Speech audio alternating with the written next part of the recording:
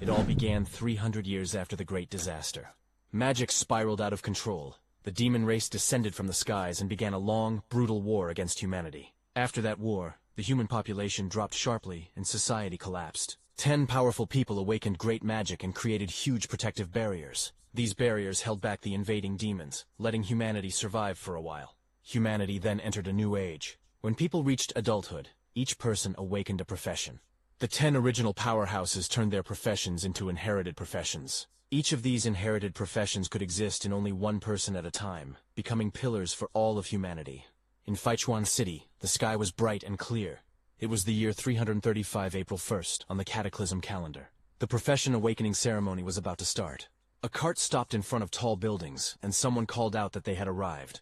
A young man named Xiao Feng stepped down from the vehicle and thanked his uncle Jiang. The large plaza was crowded. People gathered for the annual awakening test. Feng looked around in amazement, thinking, the annual awakening test truly lives up to its reputation. It's packed. When people reached adulthood, they took the awakening test. Professions had different ranks: N rank, R rank, SR rank, and UR rank. Higher-ranked professions had stronger combat power, and those who awakened rare professions could directly enter elite academies. Young people walked among tall statues of past profession holders. Praying for good luck, Feng watched them quietly. A voice from the crowd prayed to one of the statues, asking the great berserker to bless them so they could awaken at least an SR rank profession. But another loud voice came from the crowd, telling the people in front to hurry because the speaker's test was coming soon. Nearby, Feng stood silently watching the line. A girl prayed toward a statue, saying that she had admired Lady Tianu since childhood, and was asking her for a blessing to awaken the most noble inherited profession. Hearing this, others thought it was funny, and wondered who would daydream like that in broad daylight. Seeing those students, Feng then turned to someone beside him and asked what the people were doing. The other person looked surprised and asked Feng if he didn't know. He explained that there was a rumor that this year's test would produce a new inherited profession holder. He added that there were currently 4 vacant inherited professions, so it was natural that everyone was praying hard. Hearing that, Feng felt that everyone's eagerness to advance seemed stronger than usual this year. To him, that meant business would be good. Suddenly, bright magical fireworks burst in the sky, signaling the start of the testing. Someone shouted for everyone to hurry because the tests had officially begun. Inside the hall, the examiners read out the results one by one.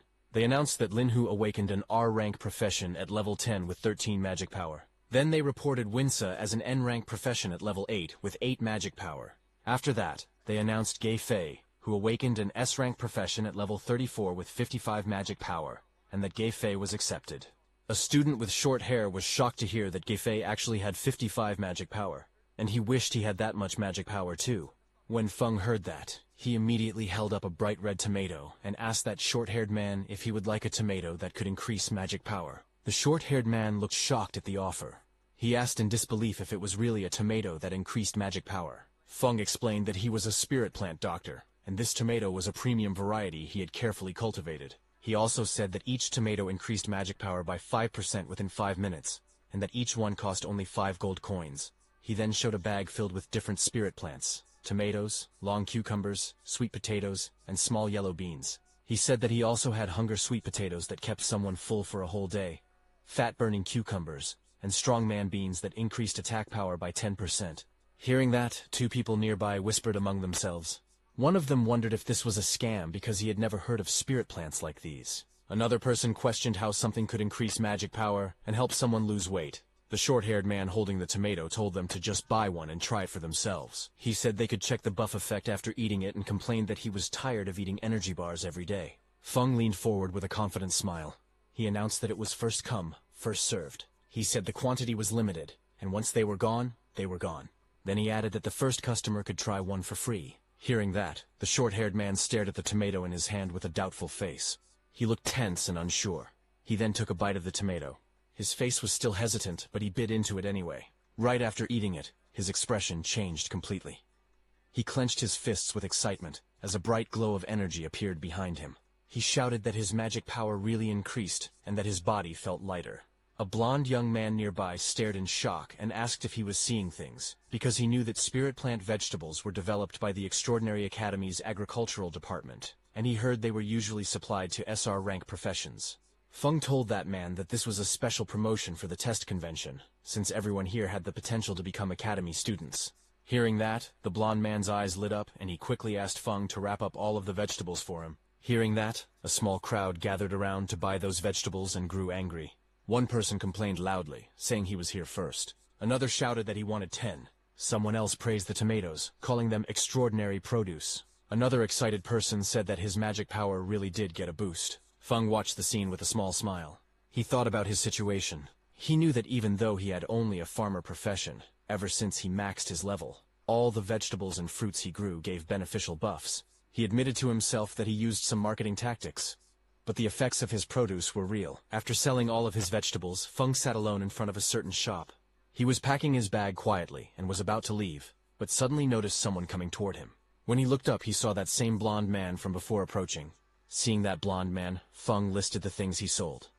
Chestnut pumpkin seeds for 5 gold, flower rhino manure for 7 gold, grape winemaking sugar for 10 gold, and some magic power-boosting potions worth 257 gold. After listing everything, he handed over 10 gold to that blonde man and said it was his payment. This blonde man was Feng's friend, who had helped him sell his vegetables by boasting about them as a customer.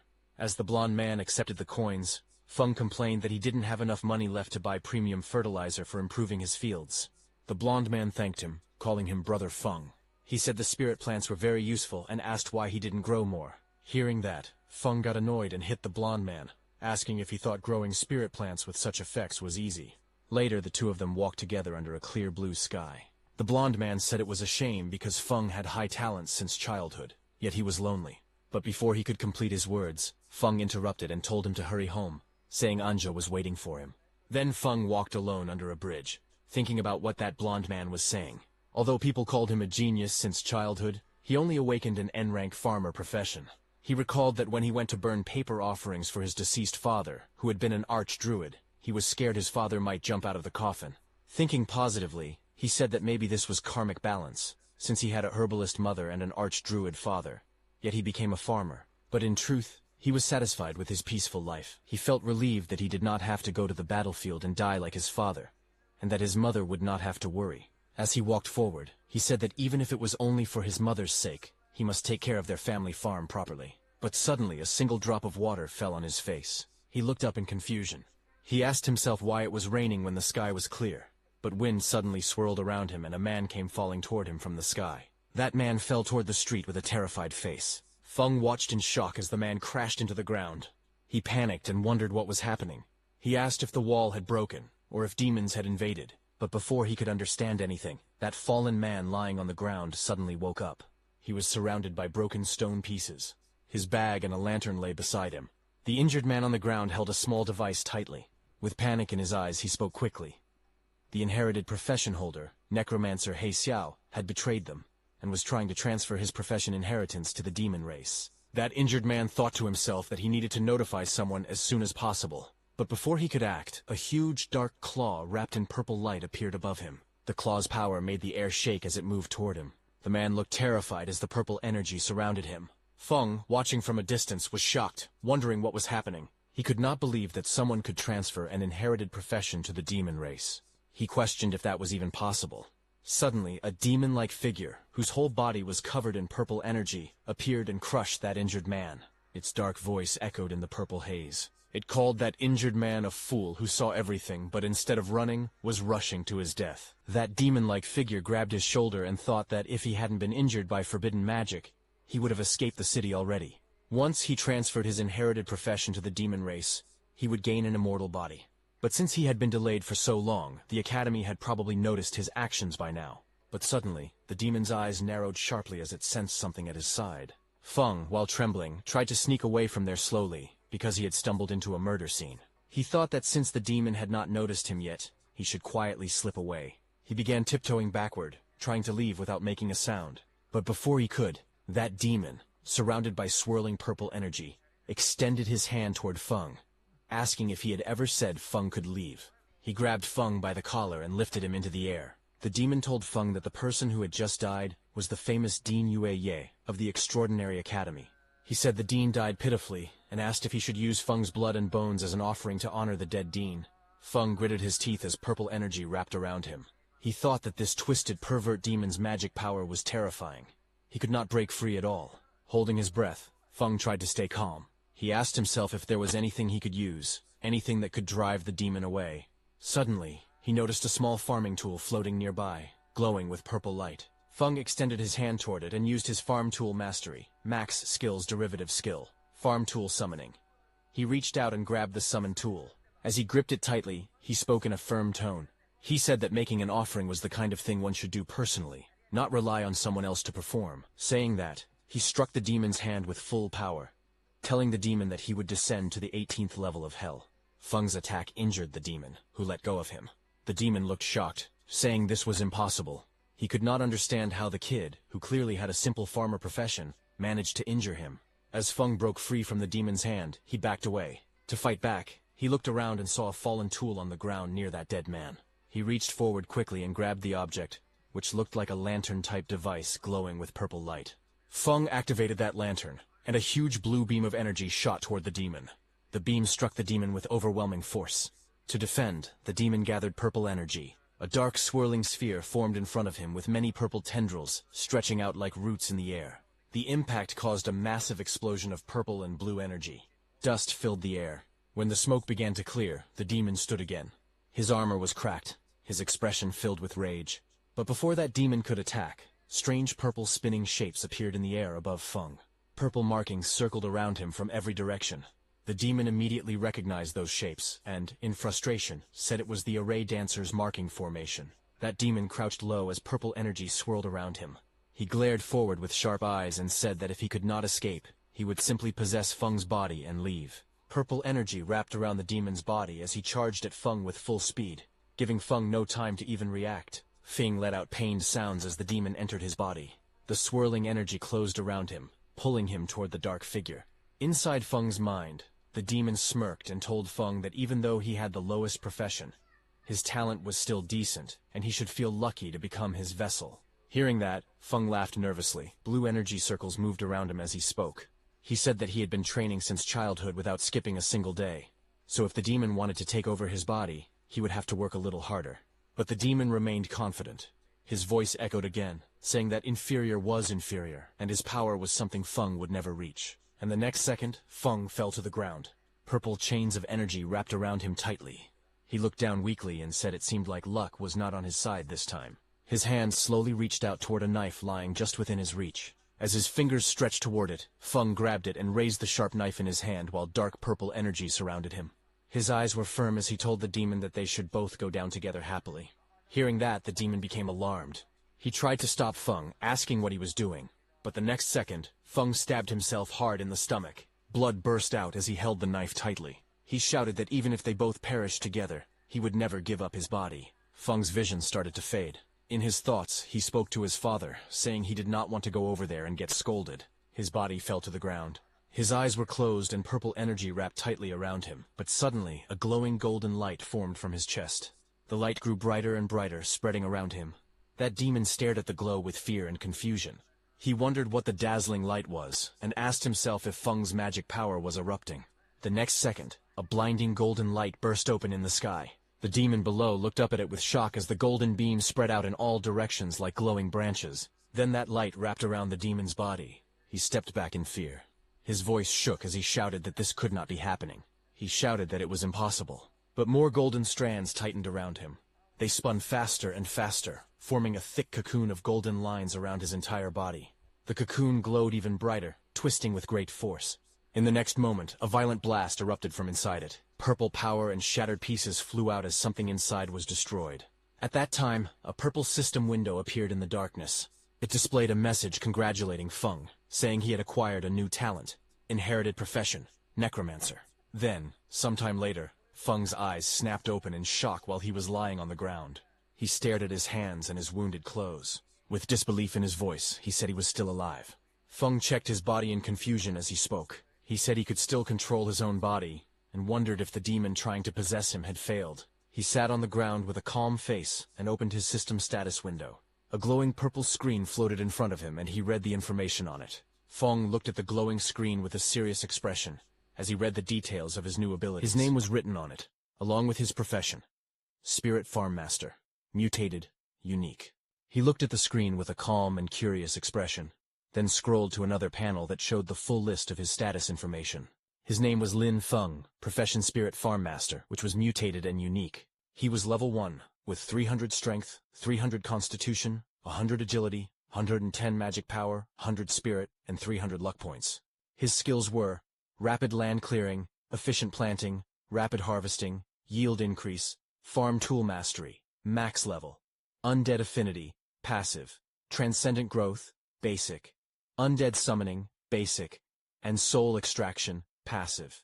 Feng stared at the screen closely. His eyes widened as he realized that his level had reset to 1, but all his maxed-out farmer attributes were still there. Looking closely, he found that his magic power had increased as well because of that demon soul force. With this, he realized that once he leveled up again, his attributes could break past the old limits of the farmer class. But he looked annoyed as he read the list of new skills. Among them, he noticed the undead summoning. He muttered that he could actually summon undead, but he hoped it would not summon that guy. Feng activated his farming skill, and in his left hand, green energy swirled around his fingers. In the next moment, Feng raised his right hand and used the other power he was feeling before. This time, purple lightning-like energy wrapped around his fingers. He stared at it with shock, watching the power rise through the air. Then, Feng combined both of those energies and saw green and purple energies mixing inside his hand. He slowly realized what was happening. The farmer's magic power was merging together with the undead magic power. His face turned tense. He closed his eyes for a moment as he understood that something inside him had changed. He saw his glowing profession chart filled with symbols. He saw a green, calm chart, and then he saw another chart releasing violent purple lightning. His profession tree was forming new branches. With a worried look, he realized that his profession tree had split. He had not changed classes. He had gained an additional profession. Feng stared at it in disbelief. He recognized one of the symbols of that purple chart and understood what it meant. That demon who entered his body earlier was actually an awakener of a legendary inherited profession, Necromancer. He looked at that demon's purple figure lying on the ground and wondered in disbelief if this guy was a necromancer. The profession tree continued glowing. Purple electricity ran across it. Feng looked at his own hand again. A swirling green-purple power pulsed inside his palm. He could feel that the power still did not belong to him. He became anxious. He knew that if he couldn't tame this energy and fully turn it into his own power, something dangerous would happen. His farmer profession would collapse, disappear, and his consciousness might be devoured by that demon again. Feng covered his face, embarrassed. He glanced at the profession tree and thought that the yellow color on his own farming icons looked dirty and earthy. Feng stood inside a glowing purple magic circle. Purple runes floated around him as he raised his hand and activated the skill Undead Summoning. Right after that, purple energy cracked the ground as the space around him shook. Broken pieces of the ground floated into the air as purple lightning hit the necromancer and the human he killed before. The purple energy swirled wildly as something began to appear inside the circle. Two figures slowly formed from the purple light.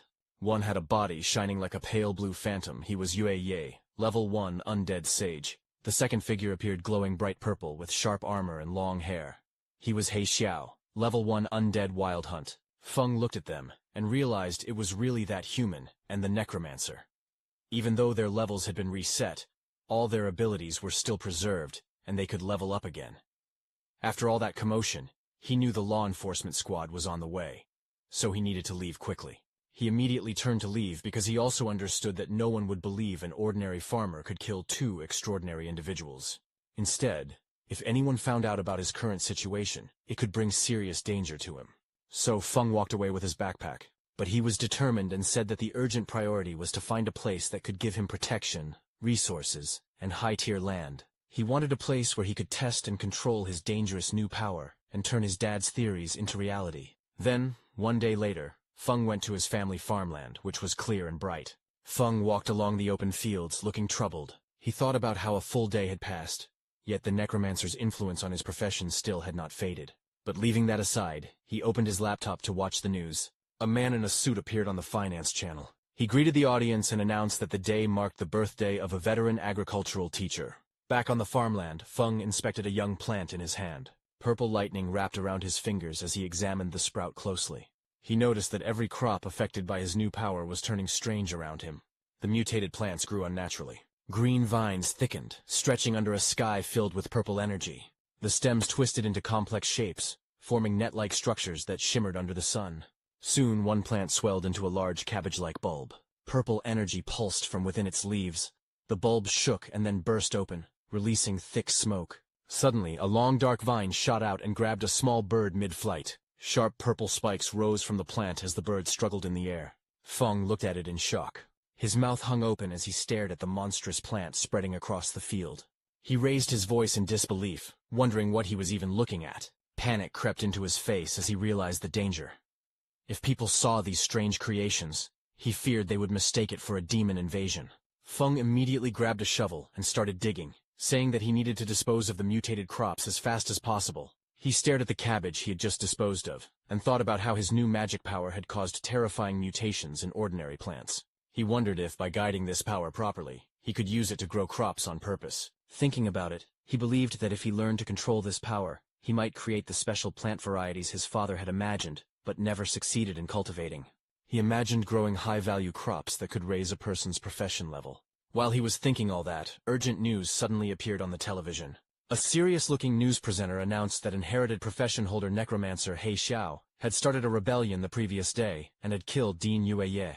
The anchor stated that He Xiao's crimes were severe. He also said that anyone with information would be rewarded, and helping him in any way would be treated as a crime. Feng watched the screen quietly. He thought to himself that things had unfolded exactly as expected. He reminded himself that he must never let anyone find out he possessed the Necromancer's undead power. He looked around at the equipment stacked against the wall, and thought that he needed to give proper names to his undead servants so they could pass inspections. Otherwise, there would be trouble. Suddenly an idea popped up in his mind, his eyes lighting up as if he had just come up with a clever idea. He said that he would simply call his undead servants farm servants, because his profession panel already listed him as a spirit farm master. To him, it sounded completely normal for a farm master to have a few servants. Just as he was thinking, the news reporter announced that, in order to deal with growing demon pressure, the Extraordinary Academy was expanding its enrollment. The reporter explained that anyone who passed the assessment would receive resource support from the Academy, and would even be given private estates capable of producing high-tier crops, along with special subsidies. The reporter added that enrolled students would be able to hire farmers to help them grow high-recovery crops. Hearing this, Feng thought that the Academy's land was safe, fertile, and well-supported with resources. He realized that this was exactly what he needed right now. He thought about his own situation. His necromancer identity was a dangerous secret, like a ticking time bomb. But spirit farm master to everyone else, that was just a harmless farmer. He told himself that he had to get into the academy no matter what. Then, some days later, at the Extraordinary Academy Registration Plaza inside the registration hall, a row of examiners in black suits sat behind a long desk. One of the men asked for the next applicant's information. He looked up and said in a flat tone that they needed the applicant's name, age, awakened profession, and level. Feng stepped forward.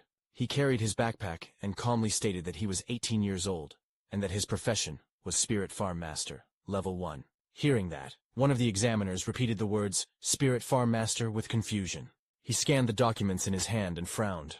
He said he had never heard of that profession, and assumed it was another non-combat job trying to sneak in. He told Feng to release his profession aura. Feng lifted his hand, and a green aura formed around it, swirling like spiritual energy. The examiner stared at it with disdain. He leaned back, unimpressed, and called it the garbage aura of a farmer profession. He waved dismissively and told him not to waste his time, then shouted for the next applicant. Nearby students began laughing loudly. One mocked the name Spirit Farm Master, asking if Feng had made it up himself. Another joked that it was hilarious for a Level 1 farmer to even think about applying. They told him to go back to farming. More voices joined in, saying that Instructor Li was right, and that someone like Feng would only drag down the school standards. They said they wouldn't even hire him to work their own fields, but Feng stood facing them without reacting. He looked toward Instructor Li and spoke steadily. He explained that his profession was a mutated profession. He asked the instructor to give him a chance. He added that his fundamentals were solid, and that he would not disappoint. But the instructor grew angry and shouted that solid fundamentals meant nothing for someone who was only Level 1. He said a Level 1 person couldn't possibly have any real foundation. Then he ordered the security guards to throw Feng out. Hearing that, Feng stepped forward calmly and reminded the instructor of the rules. He said the recruitment notice clearly stated that all professionals were allowed to take the test. He warned the instructor to be careful, saying he might even report him. Feng then held up his phone. With a smug look, he pretended to call the Supervision Bureau and said there was a teacher refusing to let him take the academy exam. Hearing that, the instructor panicked. He rushed forward and grabbed the phone from Feng's hand. His face twisted in anger as he shouted at Feng. He threatened him, saying that if Feng dared to report him, he would make him regret it. He also said he didn't believe a level 1 farmer could ever pass the exam. Nearby students whispered to each other. Some said that even if Feng was a farmer-type profession, the instructor's attitude was too much. Others said Instructor Li's behavior seemed excessive. One of them mentioned hearing that the instructor failed a promotion exam and could only work at the admissions office. Now, hearing them talking, the instructor shouted loudly at everyone. He told anyone who didn't want to take the test to get lost, his voice full of irritation as the crowd watched. Then, sometime later, the group began walking behind the instructor. Feng followed among the other students. Soon they arrived at a huge building covered with giant twisted wooden roots. Many people stood outside it. The instructor looked back and spoke, telling Feng that he could still admit defeat now if he wanted. But Feng walked forward calmly and thanked the instructor for leading the way. The entrance was covered with wooden boards marked with warning signs. 2 glowing portals appeared on the ground, and Feng stepped toward them with the others. Inside the structure, Feng flew through the air, bouncing between the thick wooden roots. He managed to land on one of the roots and caught his balance. Feng narrowed his eyes and said that it was time to let the horned rabbits experience the terror of industrialized farming. He then sat down and pulled out a jar filled with orange powder. With a confident smile, he explained that this carrot essence powder was his newest creation. According to him, it could easily lure even level 20 mighty rabbits, so dealing with these low-level horned rabbits would be simple. He said it was a piece of cake. He then knelt on the ground, sprinkling the carrot essence powder carefully over the soil. A thin trail of powder spread out around him as he worked. Then immediately carrots grew on the ground. A few minutes later, a small pink-horned rabbit appeared. It sat happily among the grass with several carrots lying in front of it, looking excited as it stared at the food. But suddenly, Feng's powerful undead, covered in dark purple energy, rushed forward. Their attack hit the rabbit instantly, knocking it away with a burst of lightning-like force. Feng stood before his 2 summoned warriors. One was dark and sharp with blue and black armor, the other wrapped in glowing purple energy. He told them that waiting for rabbits was too slow and instructed them to listen carefully. He ordered both of them to make sure no one else saw them, and to kill every horned rabbit that had been lured nearby. He looked determined and said they should kill as many as possible. Right after that, the 2 undead warriors burst out with bright blue and purple energy, shooting forward through the giant wooden roots. The purple undead used its massive sword and cut down many horned rabbits in one slice. Meanwhile, many horned rabbits flew into the air, trapped inside glowing blue bubbles. The dark blue armored undead floated among them, controlling the swirling energy around the captured rabbits. And then, with a flick of his finger, he killed all of them. Feng watched them and whispered to himself that the 2 undead following him were still incredibly strong, even though they were only level 1. He felt he had really gotten lucky, but suddenly, a loud bell rang, and a voice announced that time was up. Outside, Examiner Li in a black suit stood before the big tent and ordered all examinees to come out and hand in the rabbit horns they had collected. Students lined up to submit what they gathered. Examiner Li shouted at each person harshly. Someone who brought 2 horns failed. Someone with 3 also failed.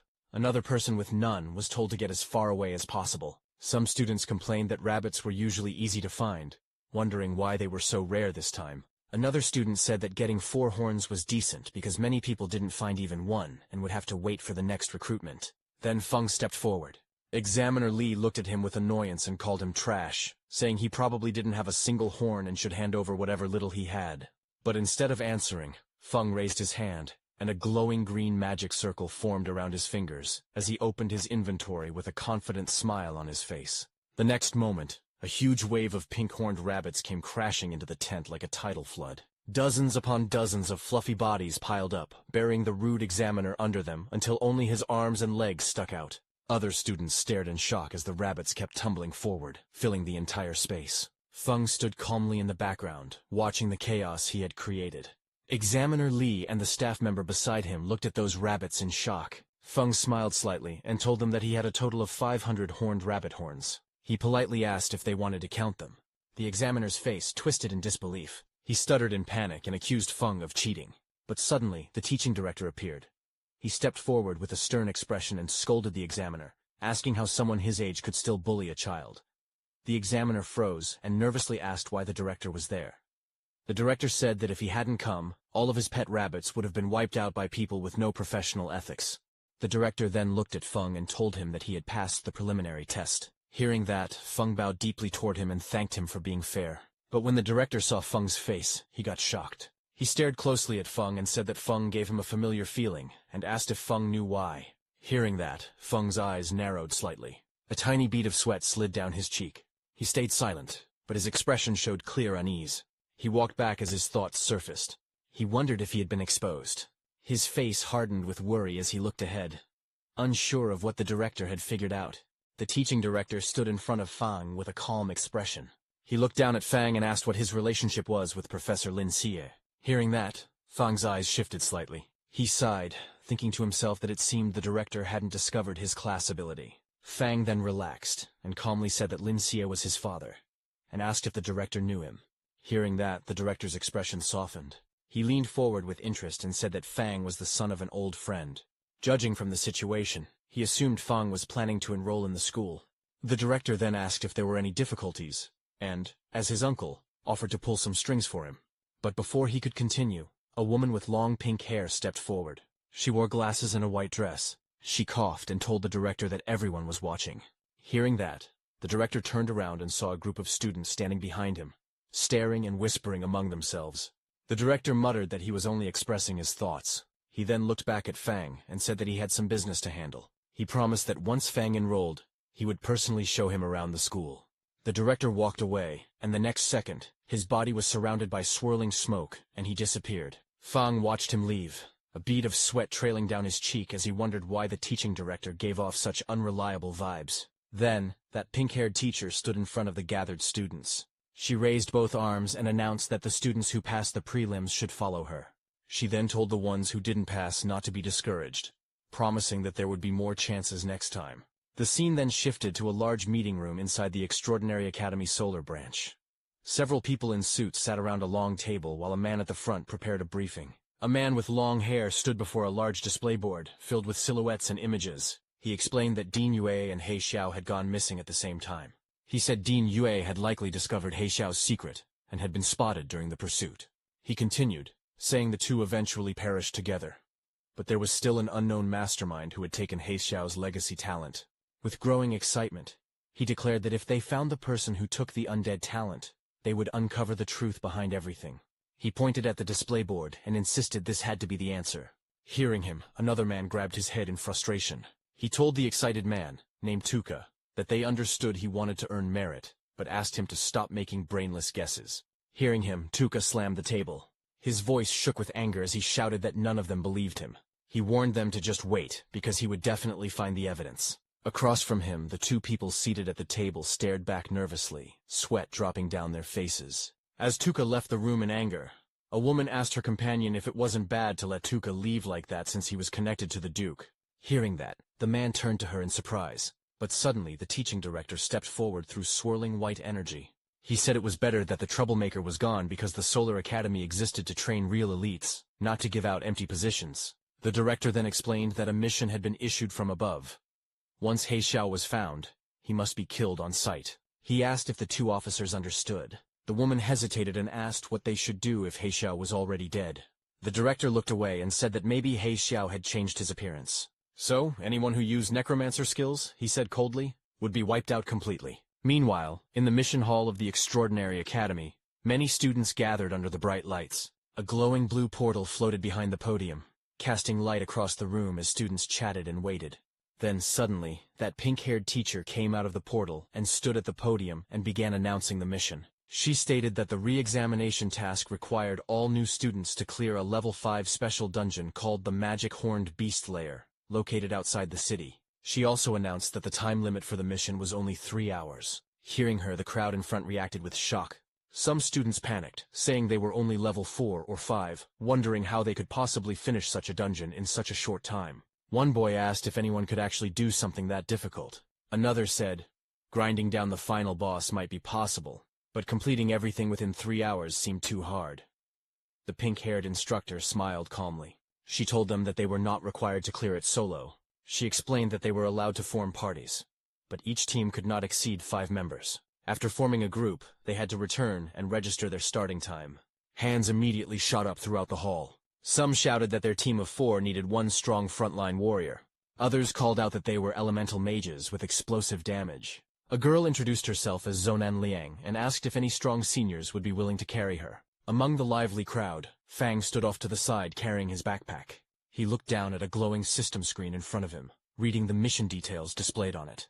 While Fang was standing quietly, suddenly, a pair of red high-heeled boots stepped toward him. Fang lifted his head slightly, noticing someone approaching.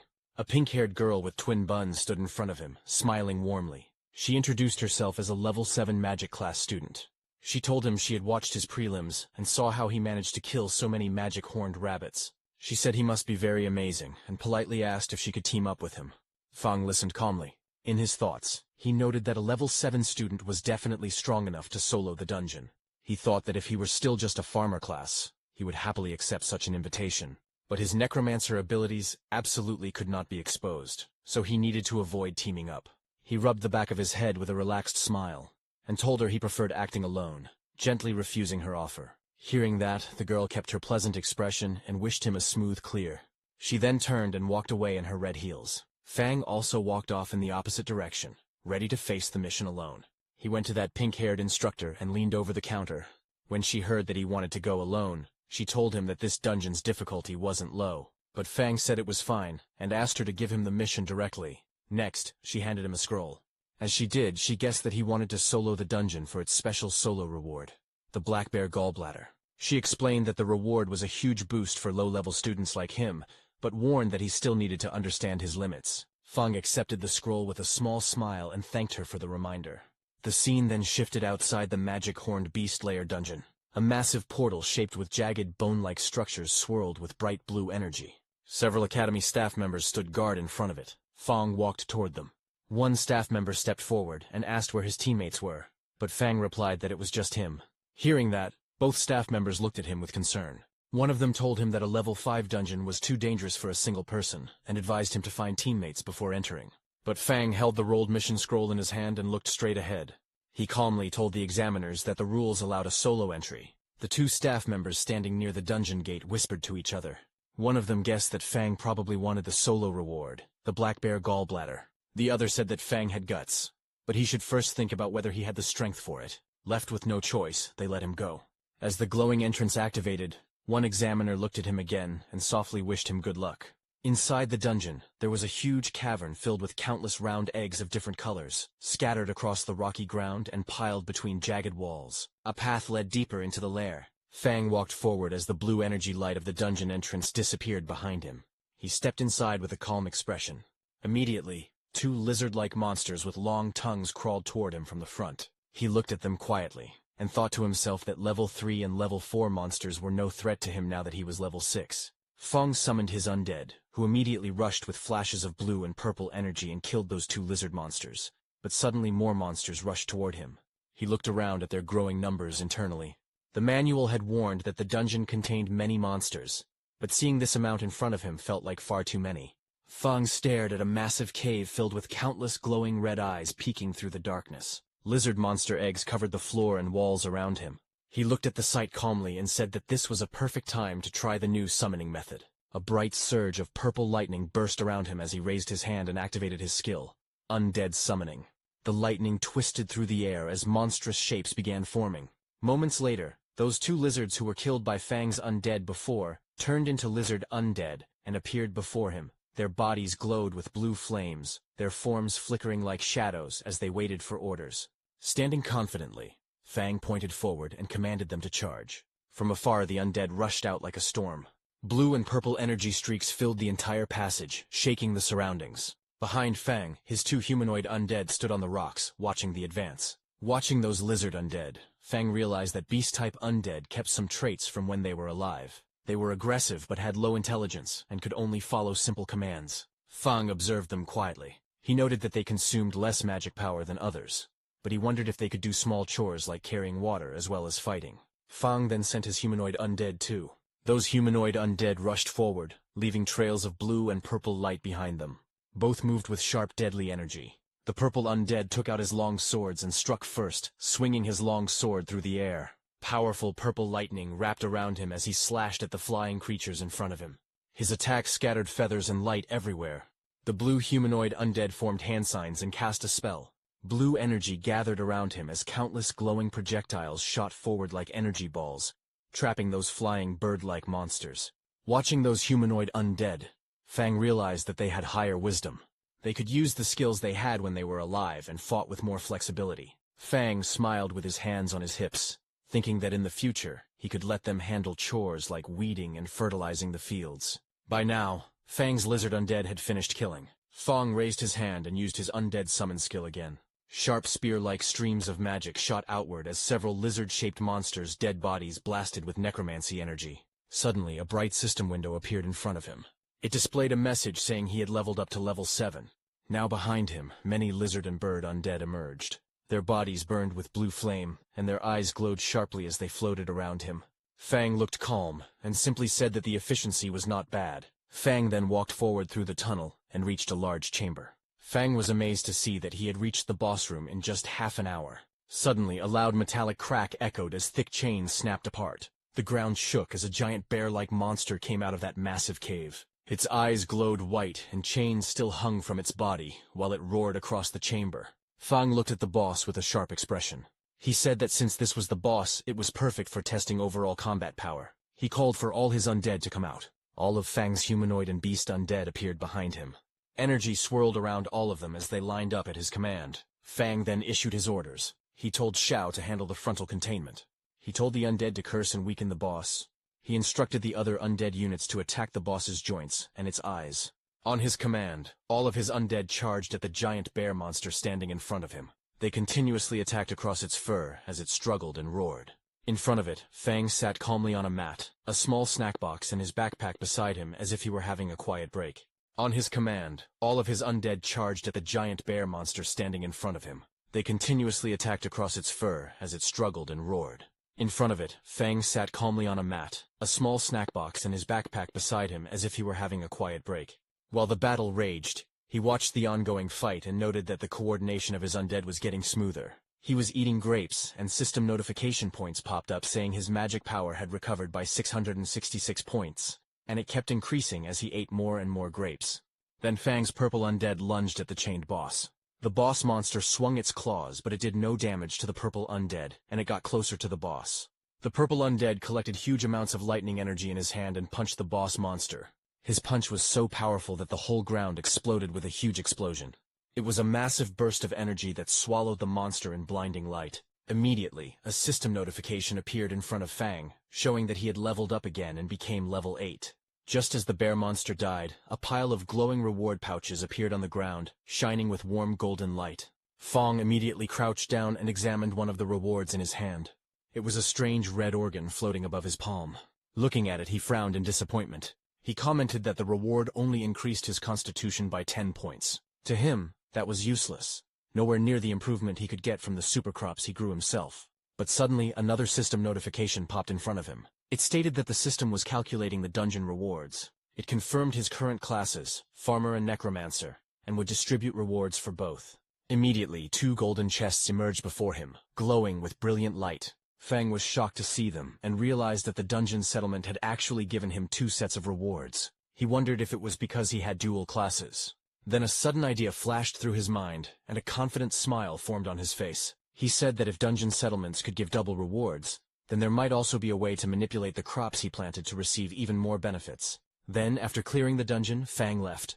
As he walked out, everyone there, all the hunters, were shocked to see him. One of them muttered in shock, asking if he had really finished the dungeon alone. 2 of the hunters whispered among themselves, their voices filled with doubt. One shouted that it was impossible. Everyone knew how dangerous the inside of that cave was. There was no way he had cleared it alone. He claimed that Fang must have hidden inside just to save face and never gone deeper. Another hunter added that it didn't make sense. His clothes were spotless. There was no way someone that clean had fought through a swarm of magic beasts. But Fang didn't care what they said. He went to the mission center and handed over the mission scroll to that pink-haired teacher, saying he was there to hand in the mission.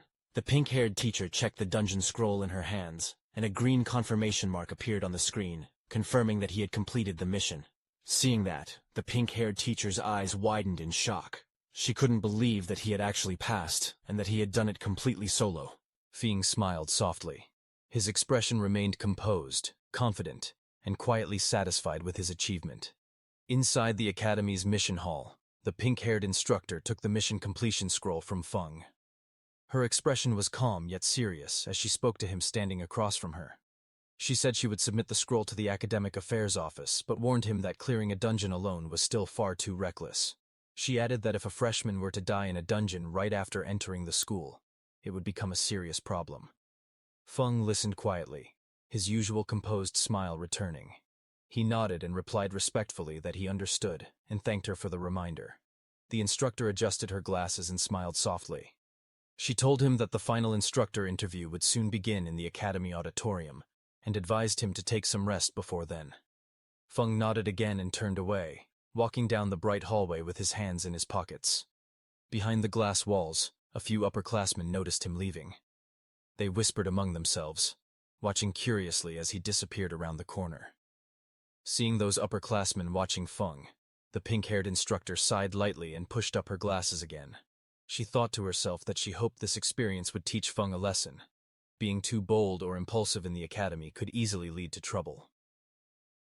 Outside, Feng walked through the academy's forest path. Sunlight streamed through the tall trees as a faint light barrier shimmered between the woods. Feng walked quietly along the path when he suddenly sensed something behind him. His eyes narrowed slightly as he realized that someone was following him. Behind the trees, a group of 3 boys hid awkwardly, each holding a cloth in front of themselves as they tried to stay concealed. Feng kept walking forward, lifting his hand casually as a faint purple magic circle appeared around his fingers. A little farther back, the 3 boys whispered nervously among themselves. One of them frowned and said that since Feng could clear a dungeon alone, his strength must not be simple. He worried they might mess up. Another one waved it off, saying that no matter how strong Feng was, he was still under level 10, so his strength had limits. The third added that Feng had just finished a dungeon, so his energy consumption must be high, and none of them had seen him recover yet. Their confidence slowly returned. One of them smirked and said they would crush him with numbers. Another reminded the group how badly they wanted the demon bear gall that increased stamina by 10. When they saw Feng walking away, one of them urged the others to hurry and catch him. They shouted at him from behind, calling out, "Hey, you farmer! Stand still!" Feng stopped and turned his head slightly. With a calm expression, he asked if they were shouting at him. The group stepped forward with aggressive confidence, surrounding him. One of them mocked him, asking if he wasn't afraid of bursting from taking so many rewards by himself. Another insisted he must have gotten lucky inside the dungeon and found something valuable by accident. He demanded that Feng hand over the demon bear gall and the skill scroll. All of them flared their combat energy, their bodies glowing with blue light. One boy pointed at him and warned that if he didn't act sensibly, they would show him the true power of a combat class. Meanwhile, Feng stood still, facing them quietly. He looked at the group surrounding him and asked calmly why, out of so many examinees, they had chosen him. One of the boys stepped forward, pointing at him with an exaggerated expression. He asked if Feng really didn't know the reason or if he was pretending. Another student explained that the exclusive reward for a solo dungeon clear, the demon bear gall, was a valuable item that added 10 stamina. He said that something so good was not something a farmer like him should be holding. Hearing that, Feng did a comparison in his mind of the demon bear gall, which increases stamina by 10, with his stamina watermelon, which also increases stamina by 10. Feng squinted slightly and wondered if something that added 10 stamina was really that amazing. He thought about the watermelons he grew every summer, which also added plus 10 stamina without needing to fight through a dungeon. Then he lifted his hand and took out the demon bear gall from his inventory. Red energy curled around his fingers as he showed the item in his palm. He asked if the thing they were talking about was this. Seeing that, the man with the short hair immediately lunged forward with an angry expression. He stretched out his hand toward Feng and shouted for him to give the item to him. But suddenly, a fireball exploded between them.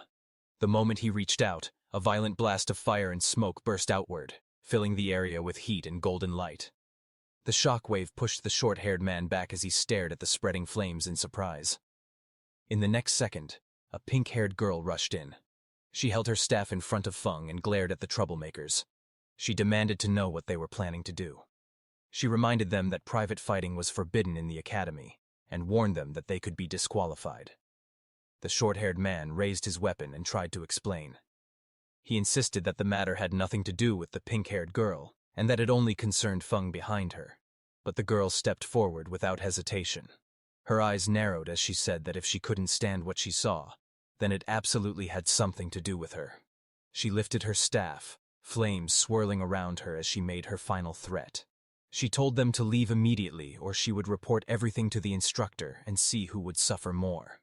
Hearing that, the man with the fierce Rin looked straight ahead, his expression full of arrogance. He spoke with confidence, saying that reporting the matter would only work if she even got the chance. And since she insisted on protecting the farmer, they would deal with her as well. He raised his voice and shouted to his group. He ordered his brothers to attack quickly, telling them to finish the battle fast. 2 of his men rushed forward together, each holding a weapon glowing with blue energy. They charged toward Feng and the pink-haired girl standing in front of him. As they came closer, Feng quietly observed the girl. He noted that she was currently a level 7 class user, which meant she should be quite strong. He wondered if she was capable of handling all these small fry by herself. The girl, however, glared forward with clear anger in her eyes. She said that their methods were truly dirty. Then she turned slightly and asked Feng beside her if he would like to join forces. But before she finished speaking, she spun around in surprise. Feng was already running away at full speed through the forest, leaving her behind without hesitation. As she watched him escape, Feng threw something toward her. It was the red glowing demon bear gall. She reacted instantly and caught the demon bear gall smoothly with one hand. Her eyes widened slightly as she stared at the item she now held, the red energy curling around her fingers. Feng raised his hand with a bright smile on his face. He thanked the pink-haired girl politely and said that the thing he gave her now belonged to her. Before the pink-haired girl could even react to what had just happened, those 3 men rushed toward her with furious expressions. Their bodies glowed with blue energy as they leapt forward. Seeing that, the pink-haired girl shouted loudly, wondering why everything had suddenly turned into her being robbed when she had just come to help Feng. The scene then shifted to a quiet room. It was a temporary independent restroom. Inside, Feng sat on a sofa with a towel around his neck. He took several scrolls out of his backpack and wondered why the skill scroll he got from the dungeon was useless to him. He paused for a moment, his eyes narrowed as an idea struck him, and he wondered if it could be like that. Feng then held the scroll between both hands. Green and purple mana surrounded it as he injected his energy into the scroll. That energy swirled around it like flames, and in the next second, a system window suddenly appeared, stating that he had realized a new skill called Special Cultivation. Another window explained the skill. It was a beginner-level special cultivation skill that allowed him to use mana and certain materials to strengthen undead summons.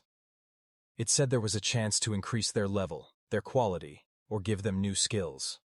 Seeing the system notification, Feng jumped in happiness, saying it really worked. He explained that the scroll required mana from both of his classes at the same time in order to activate. Feng then summoned all his undead. The tall, shadowy figure of the largest summon stood in front of Feng, its body wrapped in purple and blue lightning. Feng stood shirtless in front of them. He lifted his hand with confidence and told them that it was time to test the new skill. Green energy flickered around Feng's fingers as he focused. His expression stayed calm, as if he already knew the result. The tallest summon, Xiao, was the first to react. Purple flames burst from its body as its power rose sharply, and a glowing message appeared beside it, showing that it had advanced from level 6 to level 8. Next, the summon with the icy armor, Din Yue, was covered in swirling blue energy. Its strength climbed rapidly, and it rose from level 6 to level 8 as well. The demon-horned bear followed soon after. Blue light wrapped around its heavy frame, and its level jumped from 7 to 9. 2 smaller summons, the horned lizard and the horned eagle, glowed together in bright blue light.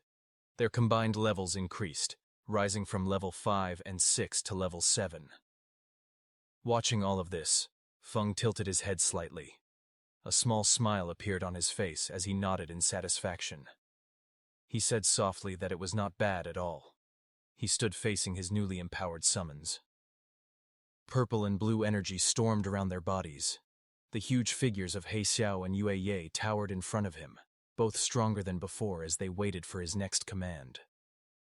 Watching them, Feng lowered his eyes, and a quiet thought formed in his mind. He said that the only bad thing was wondering when he would be able to obtain new fields, because he couldn't bring himself to ruin the fields at home just to experiment on new crops. Then, sometime later, he walked out of his room wearing casual clothes and a backpack. He stepped through the doorway with his hands in his pockets. But as he was closing the door, suddenly that pink-haired girl appeared and called out to him. She brought up the demon bear Gaul. Feng turned slightly and, lightly smiling, told her that the demon bear Gaul was hers. Hearing that, the pink-haired girl's eyes widened. She held a small package tightly against her chest and shouted that the item was very valuable. Hearing that, Feng stared at her with a tired expression, his eyes half open. He muttered that there was no need to treat such rotten material like a treasure, and after saying that, he left from there. The girl froze. She repeated his words in disbelief and asked if she had heard correctly. Rotten. Feng left the resting area and walked deeper into the forest where tall trees covered the area. He was very deep in the woods. He looked left and right and thought that there shouldn't be anyone around. After confirming that no one was around, Feng activated his skill, and purple energy gathered around his hands. He wondered what effect the new skill had on crops. The purple energy spread toward two nearby plants, wrapping around them. The plants reacted as the power hit them, growing in some strange way. Feng looked at the plants with a confused face, and commented that they looked no different from before when he used his skill on his farm. But suddenly, his eyes widened as he realized something was different. In the next instant, the plants exploded into a huge transformation. A monstrous flower burst upward with sharp teeth and vines, rising high above him as purple energy shot around the forest. Feng's expression was filled with surprise as he looked at the plants in front of him, asking if these two crops could actually move. His eyes were wide, and he seemed unable to believe that the crops could really move on their own. Elsewhere in the forest, another figure sprinted across the treetops with great speed. The spirit energy detector in his hand glowed, and he shouted that the energy reading was getting closer. That man was Tuka, who landed on another high branch. He checked the readings again and said that his guess was right. There was the aura of a necromancer somewhere in the area. A moment later, Tuka reached the forest path. Just as he walked forward, he noticed Feng with a backpack passing by.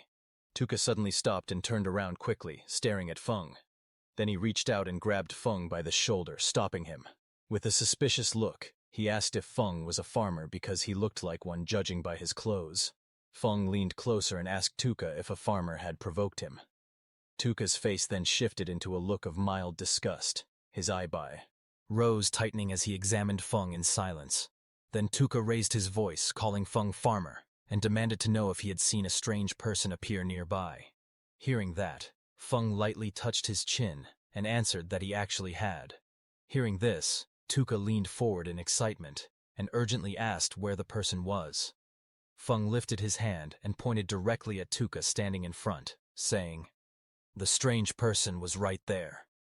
Hearing that, Tuka froze for a moment, then his expression turned red with anger. Flames rose behind him as he shouted, asking, "How dare Feng humiliate him?" He angrily declared his status, an elite of Sunwheel Academy and the nephew of the Iron Lion Duke. His rage only grew stronger. He yelled that a lowly farmer dared to be rude to the nephew of a duke. Fire wrapped around his arm as he swung his fist forward, shouting that he would kill Feng. Tuka transformed into a wolfman, his body surrounded by violent green energy. He shouted that the lowly farmer would pay for his stupid words and actions. The green aura surged wildly around him as rocks and debris were thrown into the air. Feng was pushed back by the impact. He crossed his arms in front of his chest and planted his feet firmly on the ground. Stones shattered and dust burst upward around him, but he remained standing.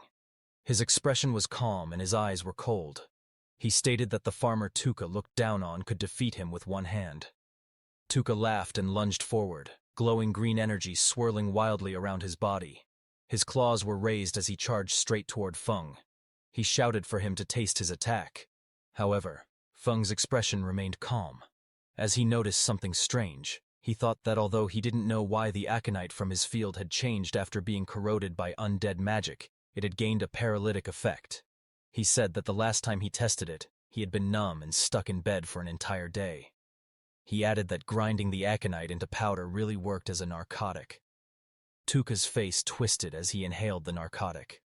Dark particles and green energy clung to his fur. Moments later, his eyes spun, stars circled above his head. His body swayed unsteadily, and his whole body started feeling dizzy.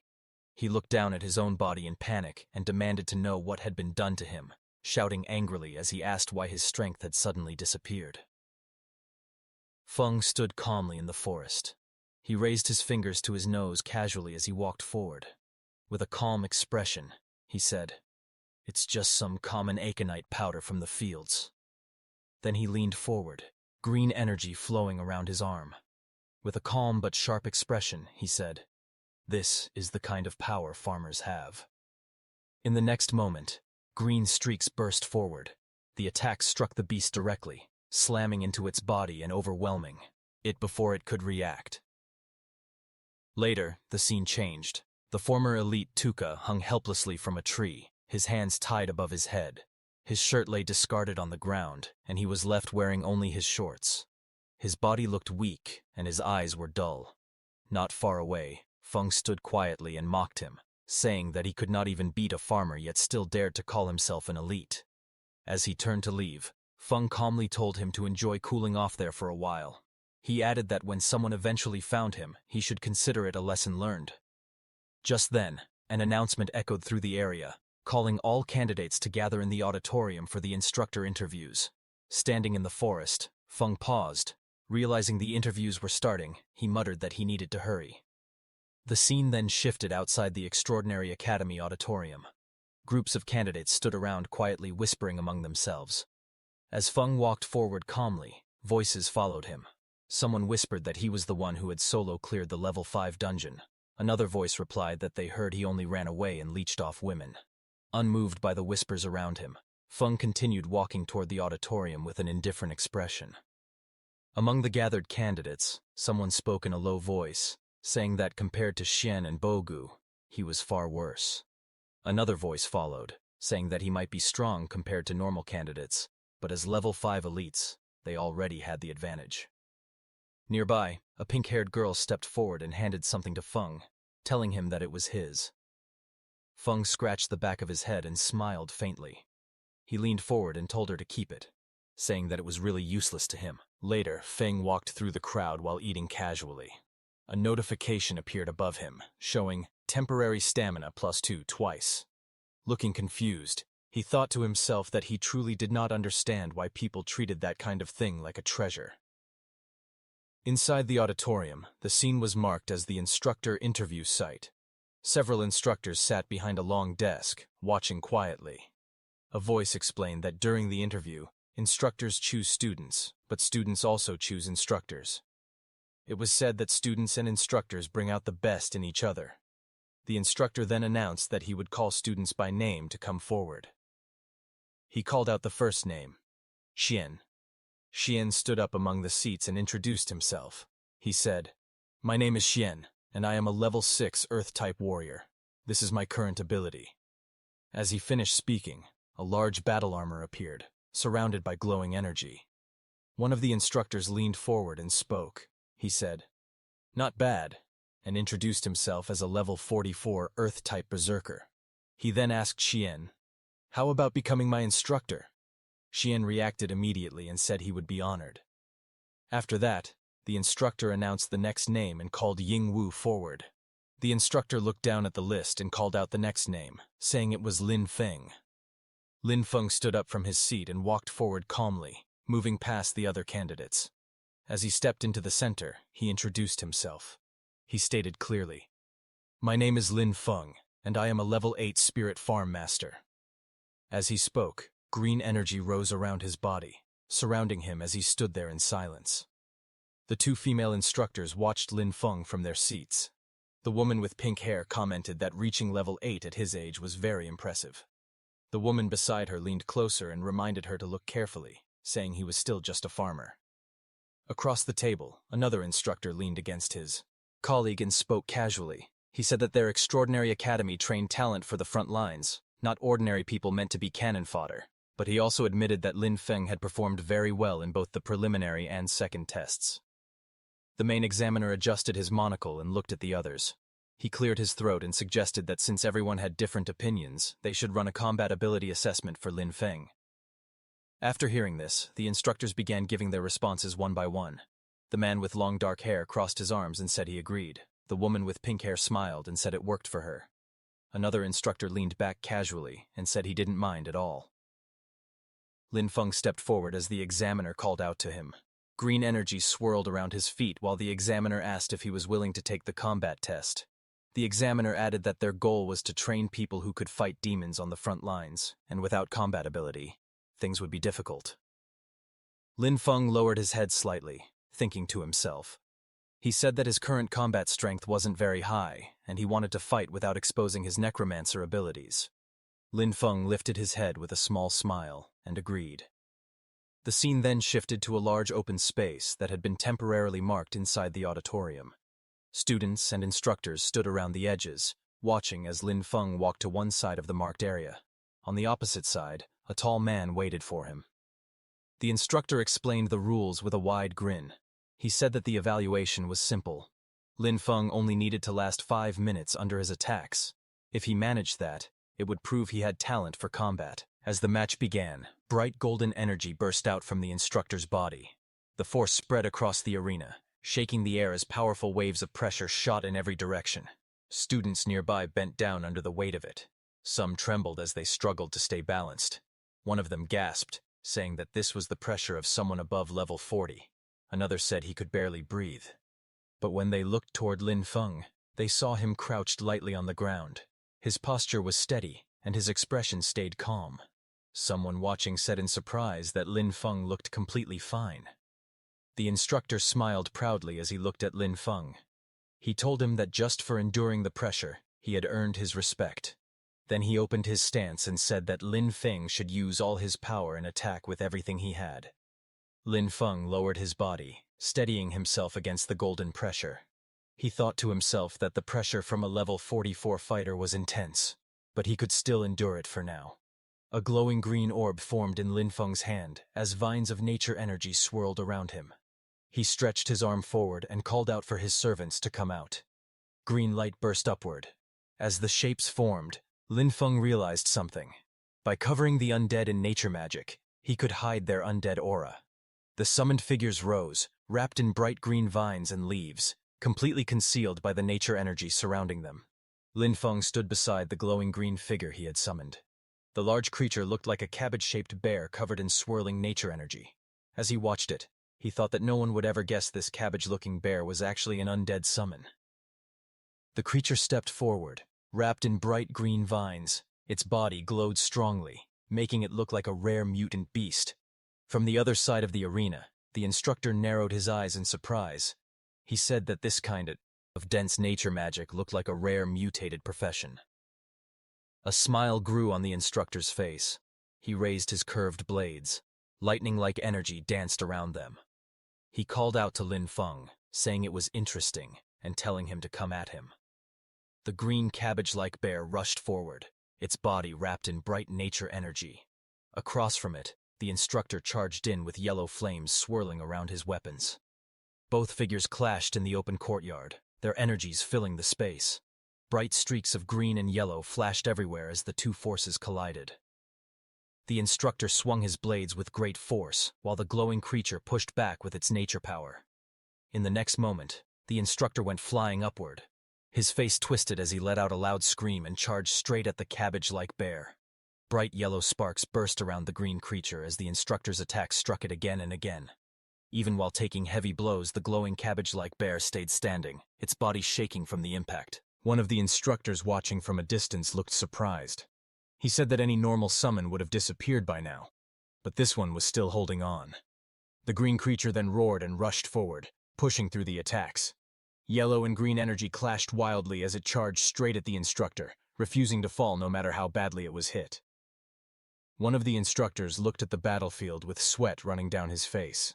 He asked calmly if old Guy was starting to get tired. Lin Feng stood nearby with a relaxed expression. He thought that his summons were undead, so they didn't feel pain or complain. He said that small injuries could be healed easily with a bit of magic. Old Guy watched Lin Feng and wiped away sweat. He admitted to himself that he originally wanted to show off in front of the students, but now he realized Lin Feng had real talent. He thought that he would need to get serious. Old Guy then looked directly at Lin Feng. He told him that he would compensate him for the destroyed summon and asked him to watch closely. The instructor explained that normal summoner professions had to pay a price to make a contract with their summons. If the summon was destroyed, it disappeared and the contract ended. The instructor activated a powerful skill. Golden energy exploded around him as the words Berserk Skill, Bloodthirst appeared. He rushed forward with overwhelming force and struck Lin Feng's green summon. The impact shattered the creature's body. Pieces of green energy scattered everywhere. The instructor stood in the center of the blast, holding his curved weapon. After the attack finished, the instructor stood proudly with his arms crossed. Golden flames wrapped around his entire body. He looked completely confident, satisfied with the result of his strike. The instructor looked at Lin Feng and spoke with a mocking smile. He said that losing a summon must hurt and told Lin Feng to go ahead and cry.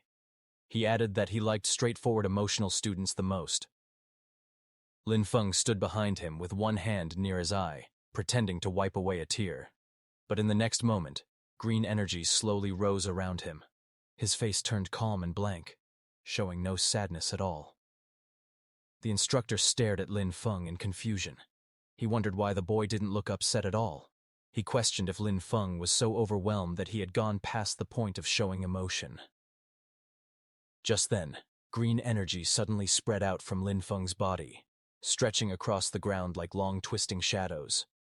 The green energy then rose sharply, wrapping around the instructor. The vines and shapes tightened around him, lifting him slightly as he shouted in surprise. He complained loudly, asking how many summons Lin Feng actually had, and accusing him of playing dirty. The atmosphere turned tense. A burst of golden energy exploded around the instructor. He destroyed the green E. Energy wrapped around him, and the force pushed him backward. He shouted in panic as the green power twisted violently through the air. A moment later, the examiner stepped forward and raised his hand. He calmly told them to stop. The instructor relaxed, and Lin Feng stood off to the side, his ghostly blue summon fading beside him. The examiner then faced Lin Feng with a composed expression. He said that Lin Feng had proven himself and was now qualified to become a student of Extraordinary Academy. He continued speaking, explaining that all nature-type instructors were currently on rotation at the front lines, so for now, there was no teacher available to guide him yet.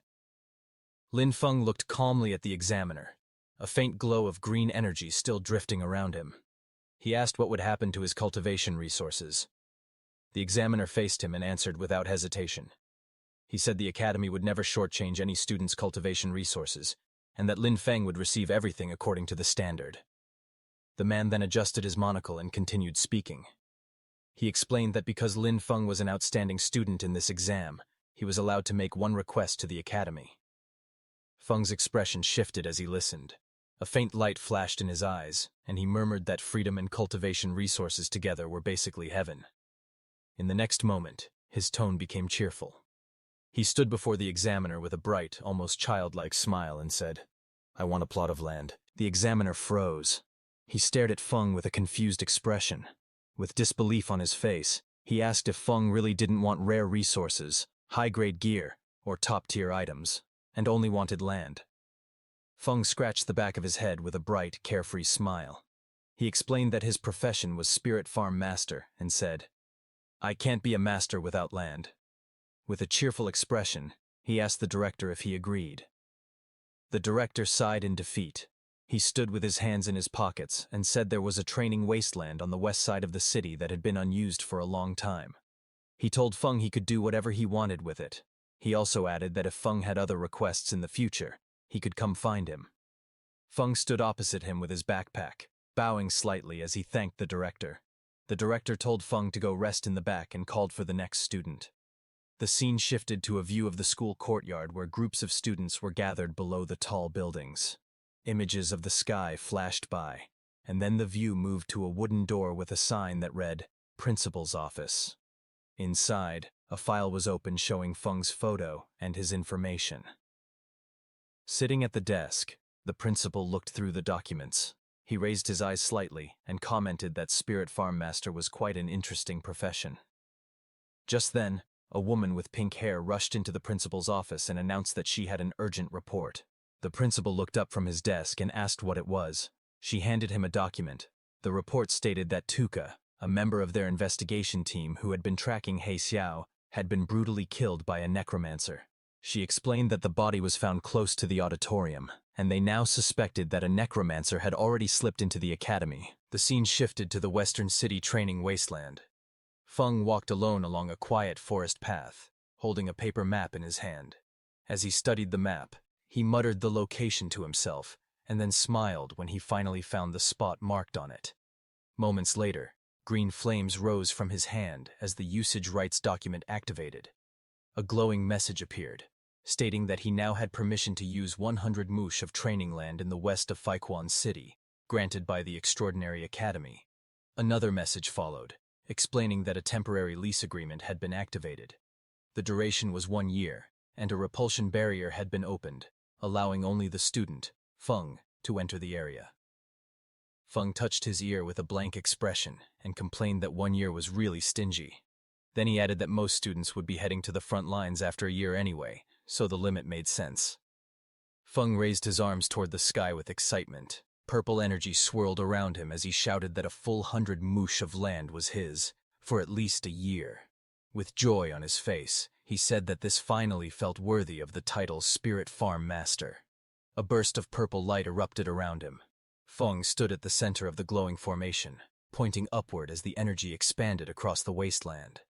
One by one, powerful spirit creatures appeared within the purple mist, towering shadow figures, glowing armored beings, and various small floating sprites.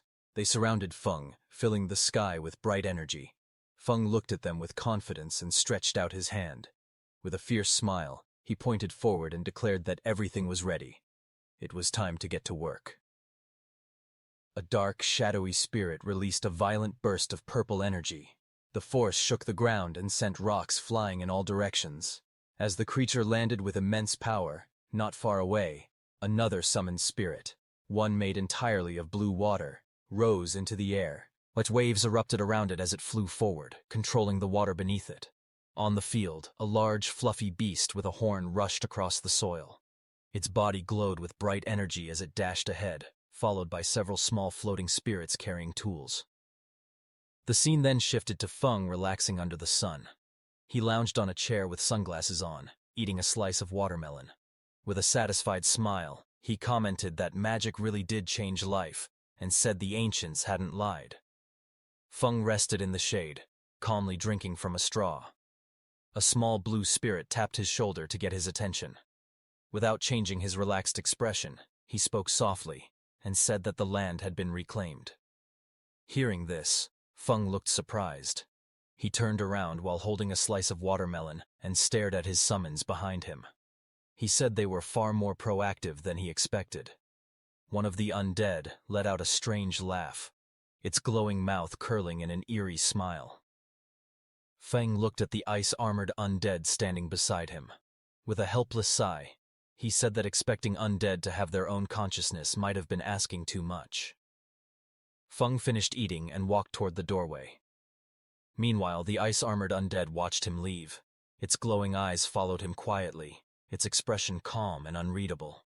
A faint smile slowly formed on its face, the cold blue light around its body flickering softly. Feng walked along the narrow path beside the long row of greenhouses. A faint glow surrounded him as he placed his hand on the glass, checking on the crops inside. From above, the greenhouse roof revealed rows of planted soil beds. Feng stood among the neatly arranged crops, looking up as soft blue light filtered through the glass. Different plants filled the space, some shaped like budding yellow lotuses, others like purple cabbages. Lines of text floated above them, showing their effects. Permanent stamina +1, temporary speed +1, permanent attack +1. All were labeled, not yet mature. Feng looked at them with satisfaction. He said that other people had to gain strength through bitter and exhausting training, while he improved himself through crops, balanced nutrition, and a solid foundation. Feng stood inside the greenhouse, turning his head to look at the glowing crops behind him. He said it was a shame that only his crops could produce these effects. He added that if his yield were larger and everyone could improve through these plants, then the demons would become nothing more than weak chickens. Feng walked through the narrow glass corridor holding a shovel. Sunlight filtered through the greenhouse walls. As he stopped and thought about his situation, He said he couldn't plant only special crops. He needed enough normal crops outside to hide them. Otherwise, the strange plants inside the greenhouse would be discovered too easily. He tightened his grip on the shovel and said it was time to get back to work. One day later, the scene returned to the greenhouse under a bright blue sky. Inside the soil, a cluster of round potatoes sat packed together as Feng used his tool to dig them up. Feng stood beside the field with a shovel in hand. He faced the shadowy summoned figures beside him and demonstrated the motion, telling them to dig like this and instructing them to watch carefully. The shadowy helpers immediately followed his example, shovels in hand, digging quickly in a neat line. Seeing their work, Feng smiled. He said that ever since he got these helpers, the speed of planting vegetables had increased dramatically. But suddenly, Feng shouted in surprise, asking what his helper was doing. One of the shadowy undead creatures held a potato in its hands, taking a bite out of it. Feng leaned forward with a confused expression. The undead creature froze, startled as it looked up at him, still holding the half-eaten potato. A glowing system window then appeared beside it, showing its status. Undead lizard, level 6, temporary. Bone density temporarily increasing, defense temporarily increasing. Feng stared silently at the notification, looking down in thought. He realized that all of his undead lizards came from the dungeon, and the only difference was that this particular one had eaten a potato. Feng then raised his hand to his chin, thinking seriously. A burst of realization formed in his mind as he wondered if the original crop effects could also work on undead creatures. In the days that followed, Feng continued running systematic experiments. He carefully recorded how different crops affected the undead he controlled. However, he was not aware that someone was watching his field. A shadowy figure with glowing red eyes stood in the darkness outside the farm, staring toward the sheds. Under the moonlight, he muttered to himself that the place looked bizarre. He noted that several structures weren't there the last time he had been spying on the area. He crouched forward and looked again, repeating that those things definitely hadn't existed before. Then his expression hardened. With a smirk, he drew a sharp blade and scoffed that a paper-thin wall like that would fall apart with a single slash. He paused after seeing something else inside. Only one person seemed to be there. That made him wonder if it was some sort of trap. He called the situation interesting. Meanwhile, inside, Feng lay relaxed in a hammock, unaware of the intruder, who was now watching him from the shadows. As the intruder crept across the rooftop in the dark, moving closer to the greenhouse, suddenly the ground beneath him cracked. A sharp impact struck the edge of the roof, forcing him to jump back in surprise. He landed and sprinted forward, but more blows slammed into the concrete, sending chunks of rubble flying everywhere. The man dropped low, bracing himself as the ground shattered around him. A moment later, something burst upward from beneath the debris. A round creature with a glowing red stalk rose into view, its body swelling with energy as it pushed through the broken stone. The intruder glanced toward it, only to face a sudden explosion. Rubble and flames erupted outward as the creature launched an attack, forcing him to dash aside while the blast tore through the rooftop. The blue-haired intruder narrowed his eyes with a smug smile. He looked completely confident as he mocked the defenses around him, saying that this level of protection could never stop him. He charged forward and kicked through the round creatures blocking his path. As his foot struck them, red liquid splattered out, and more of the creatures burst open under the impact. Suddenly, his expression changed. Sweat formed on his face as he realized something was wrong. He gritted his teeth in panic and shouted in frustration. A moment later, a massive chain of explosions erupted beneath him. Bright yellow flames burst outward, scattering debris, and red burst through the air as the detonations consumed the entire area around him. As the blast faded, a strange green light rose from the darkness below. A glowing tree-like figure slowly appeared, its branches twisting like veins of light.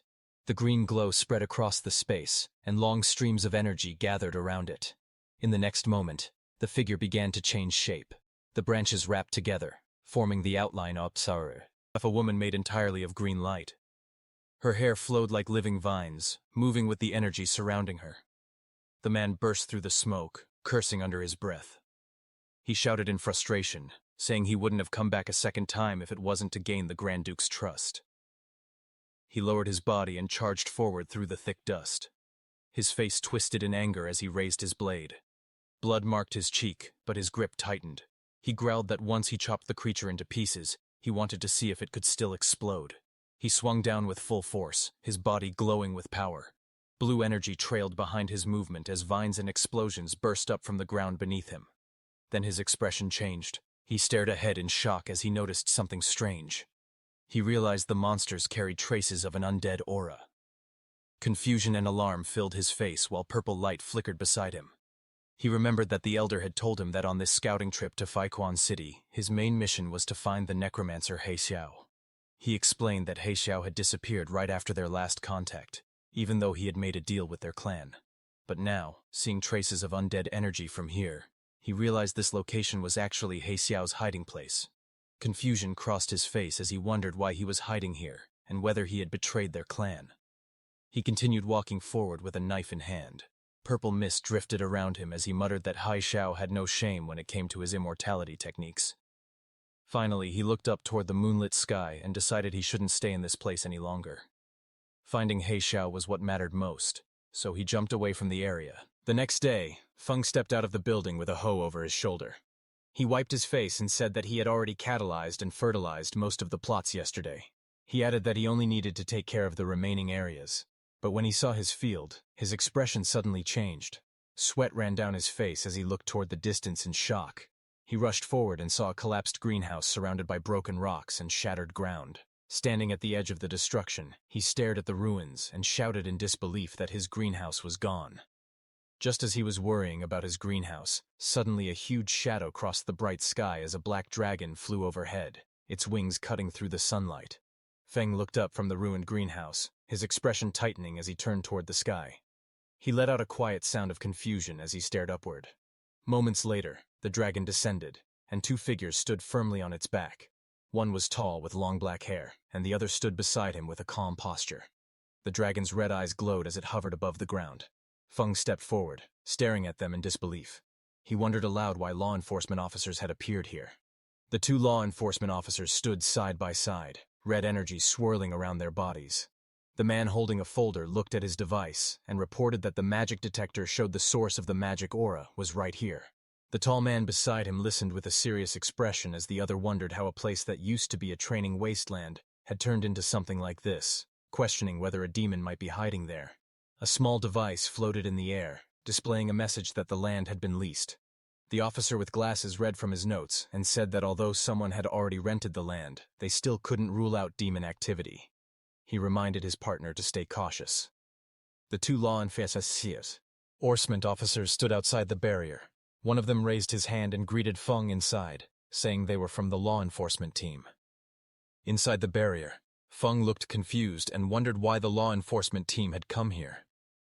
The officer with glasses stepped forward, holding his device. He explained that their instruments had detected a magic aura in the area, and asked Feng to open the barrier so they could inspect it. The two officers waited as the barrier glowed between them. The taller officer said they didn't know the exact situation yet. Feng stared at them through the barrier and questioned how there could be a magic aura on land he had only rented a few days ago. Meanwhile, outside, one of the officers grew impatient and complained that even getting a farmer to open a barrier took this long. The tall officer then spoke again, saying that Tuka had just been killed by demons, and now demonic energy had appeared here as well. Flames rose behind him as he stepped forward, his eyes glowing red. He looked toward the barrier and declared that, in his opinion, the man inside was clearly a demon spy. Inside the barrier, Feng stayed silent, a drop of sweat running down his cheek as he watched them with a tense expression. Outside the barrier, Haru shouts at Lin Feng, ordering him to surrender. Lin Feng looks up calmly, his expression steady. Nearby, two law enforcement officers observe the situation.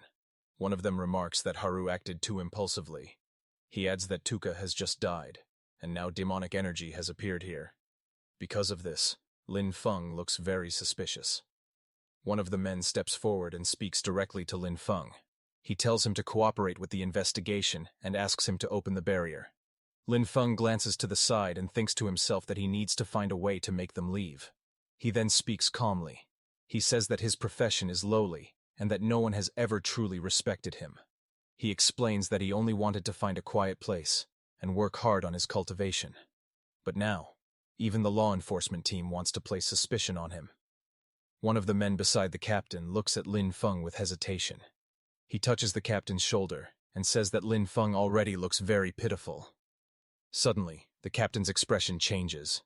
He loses his temper and explodes in anger, flames rising behind him as he charges forward. The captain clenches his fist and says that anyone can pretend to be pitiful. He suddenly rushes forward and throws a punch at Lin Feng with full force. The punch lands, creating a loud impact and sending waves of power through the air. Lin Feng staggers slightly, then reaches up and touches his cheek. A drop of sweat runs down his face. He realizes that this is bad. His body has been strengthened so much that the captain's punch did not even hurt him. Lin Feng narrows his eyes and thinks to himself that he will have to act a little to get out of this situation.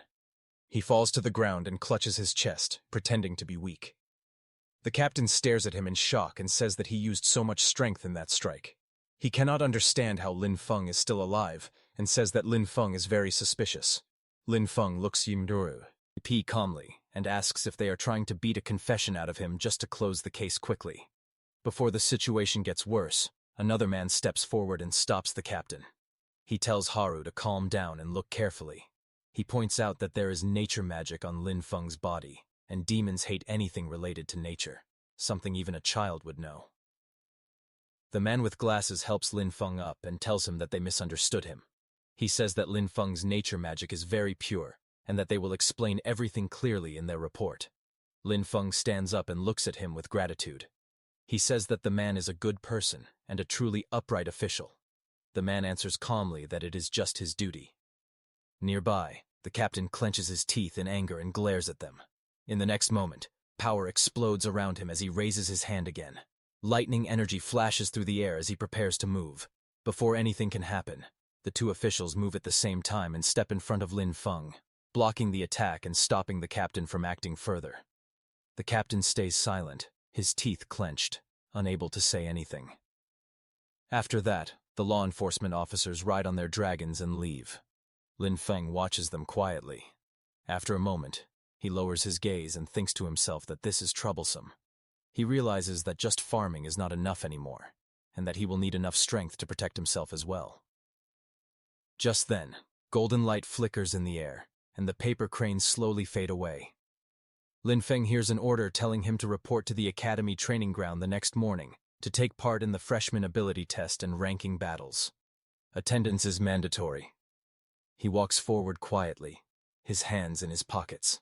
As he looks ahead, he lets out a soft sigh and wonders why it is so hard to live a peaceful life. Not far away, two figures stand together under a tree and watch him leave. One of them quietly remarks that Lin Feng's nature magic is incredibly pure and powerful. The woman looks at the man beside her and asks if the boy is really just a farmer. The man replies that he is not sure.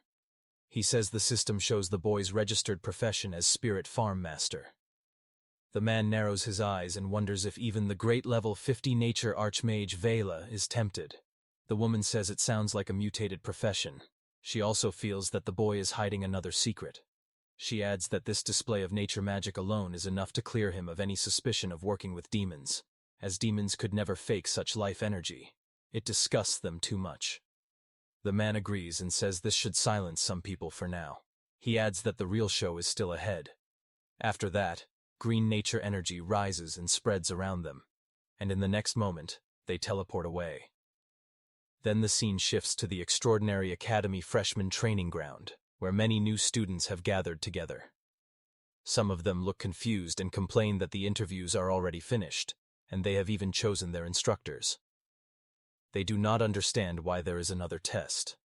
Others agree and say they thought classes would start right away. One student lowers his voice and says he has some insider information, but then laughs and refuses to tell anyone. Lin Feng stands quietly at the side, listening to their chatter without saying a word. His expression remains calm as he looks ahead, waiting for what will happen next. Just then, the pink-haired instructor steps forward and tells everyone to be quiet. She says she knows they all have many questions. She explains why the academy is holding an academy-wide entrance test after the instructor interviews. She says that yesterday, urgent military news arrived from the front. Demon attacks have become stronger, and the fortress outside the 3rd B area is close to collapsing. She announces that the academy has received orders and must quickly send a group of fresh forces to support the front lines. The students react in shock. Some shout that they have just started school and ask why they are being sent to the front so soon. Others question whether they were not supposed to study and cultivate first. The instructor speaks coldly and says that when a nest is overturned, no egg survives. If the fortress falls, the demon army will march straight toward Faichuan City. She asks if anyone really thinks they will still be able to cultivate safely. Then she ends by saying that this is not a request, but a conscription. In humanity's time of crisis, no one can stand aside. Meanwhile, a pink-haired student stands among the crowd with a young boy beside her. The boy looks up at her and tries to speak, calling her sister but hesitates. Not far away, Lin Feng stands quietly with his backpack on his shoulder. His expression is calm, and he looks straight ahead without reacting to the noise around him. The pink-haired girl turns back to the boy and gently tells him that it is okay and not to worry. She glances in Lin Feng's direction, her cheeks slightly red, and quietly says that he is very outstanding. She wonders if he will be chosen in the draft. After that, the pink-haired instructor raises her voice and orders all freshmen to enter the training grounds and prepare for live combat testing. The crowd begins to move forward. Lin Feng walks with them, his hands in his pockets. He quietly thinks that as a farmer-type profession, he probably will not be sent to the front lines at a time like this. Soon the test begins. Lin Feng stands on the field facing a female student holding a staff. She looks at him and calls him a spirit farm master. She says she has heard that he is good at dodging. The girl suddenly raises her staff and attacks. Flames burst out and rush toward Lin Feng as she shouts that he will turn to ash under her fire. The pillar of fire roars forward, but Lin Feng calmly steps aside. The flames miss him completely. Lin Feng looks at the attack without any panic. He says calmly that it is too slow, and that her magic is not condensed enough. He adds that the fire could not even roast the sweet potatoes in his field. The girl frowns and begins chanting, speaking of a flame spirit sleeping at the end of the world. She raises her staff and says she will command it. Lin Feng watches her quietly without saying anything. Before her spell can finish, Lin Feng suddenly moves. Green light flashes around his arm as he strikes. He tells her calmly that her casting time is far too long. The blow lands. The girl cries out as she is sent flying backward, crashing into the ground. Green energy spreads across the arena. As the dust settles, a voice announces the result of the match. Lin Feng is declared the winner. The results are displayed one after another.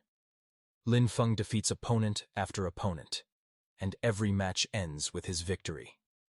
Lin Feng scratches the back of his head and thinks that beating this many people should be enough. He feels that he can lose the next few matches on purpose. Just then, the black-haired woman steps forward and hands him something. Lin Feng looks up at her and politely thanks her. The woman smiles and tells him that with his talent and potential, he is more than qualified to aim for a much higher stage. Lin Feng looks slightly surprised and asks what she means by a higher stage.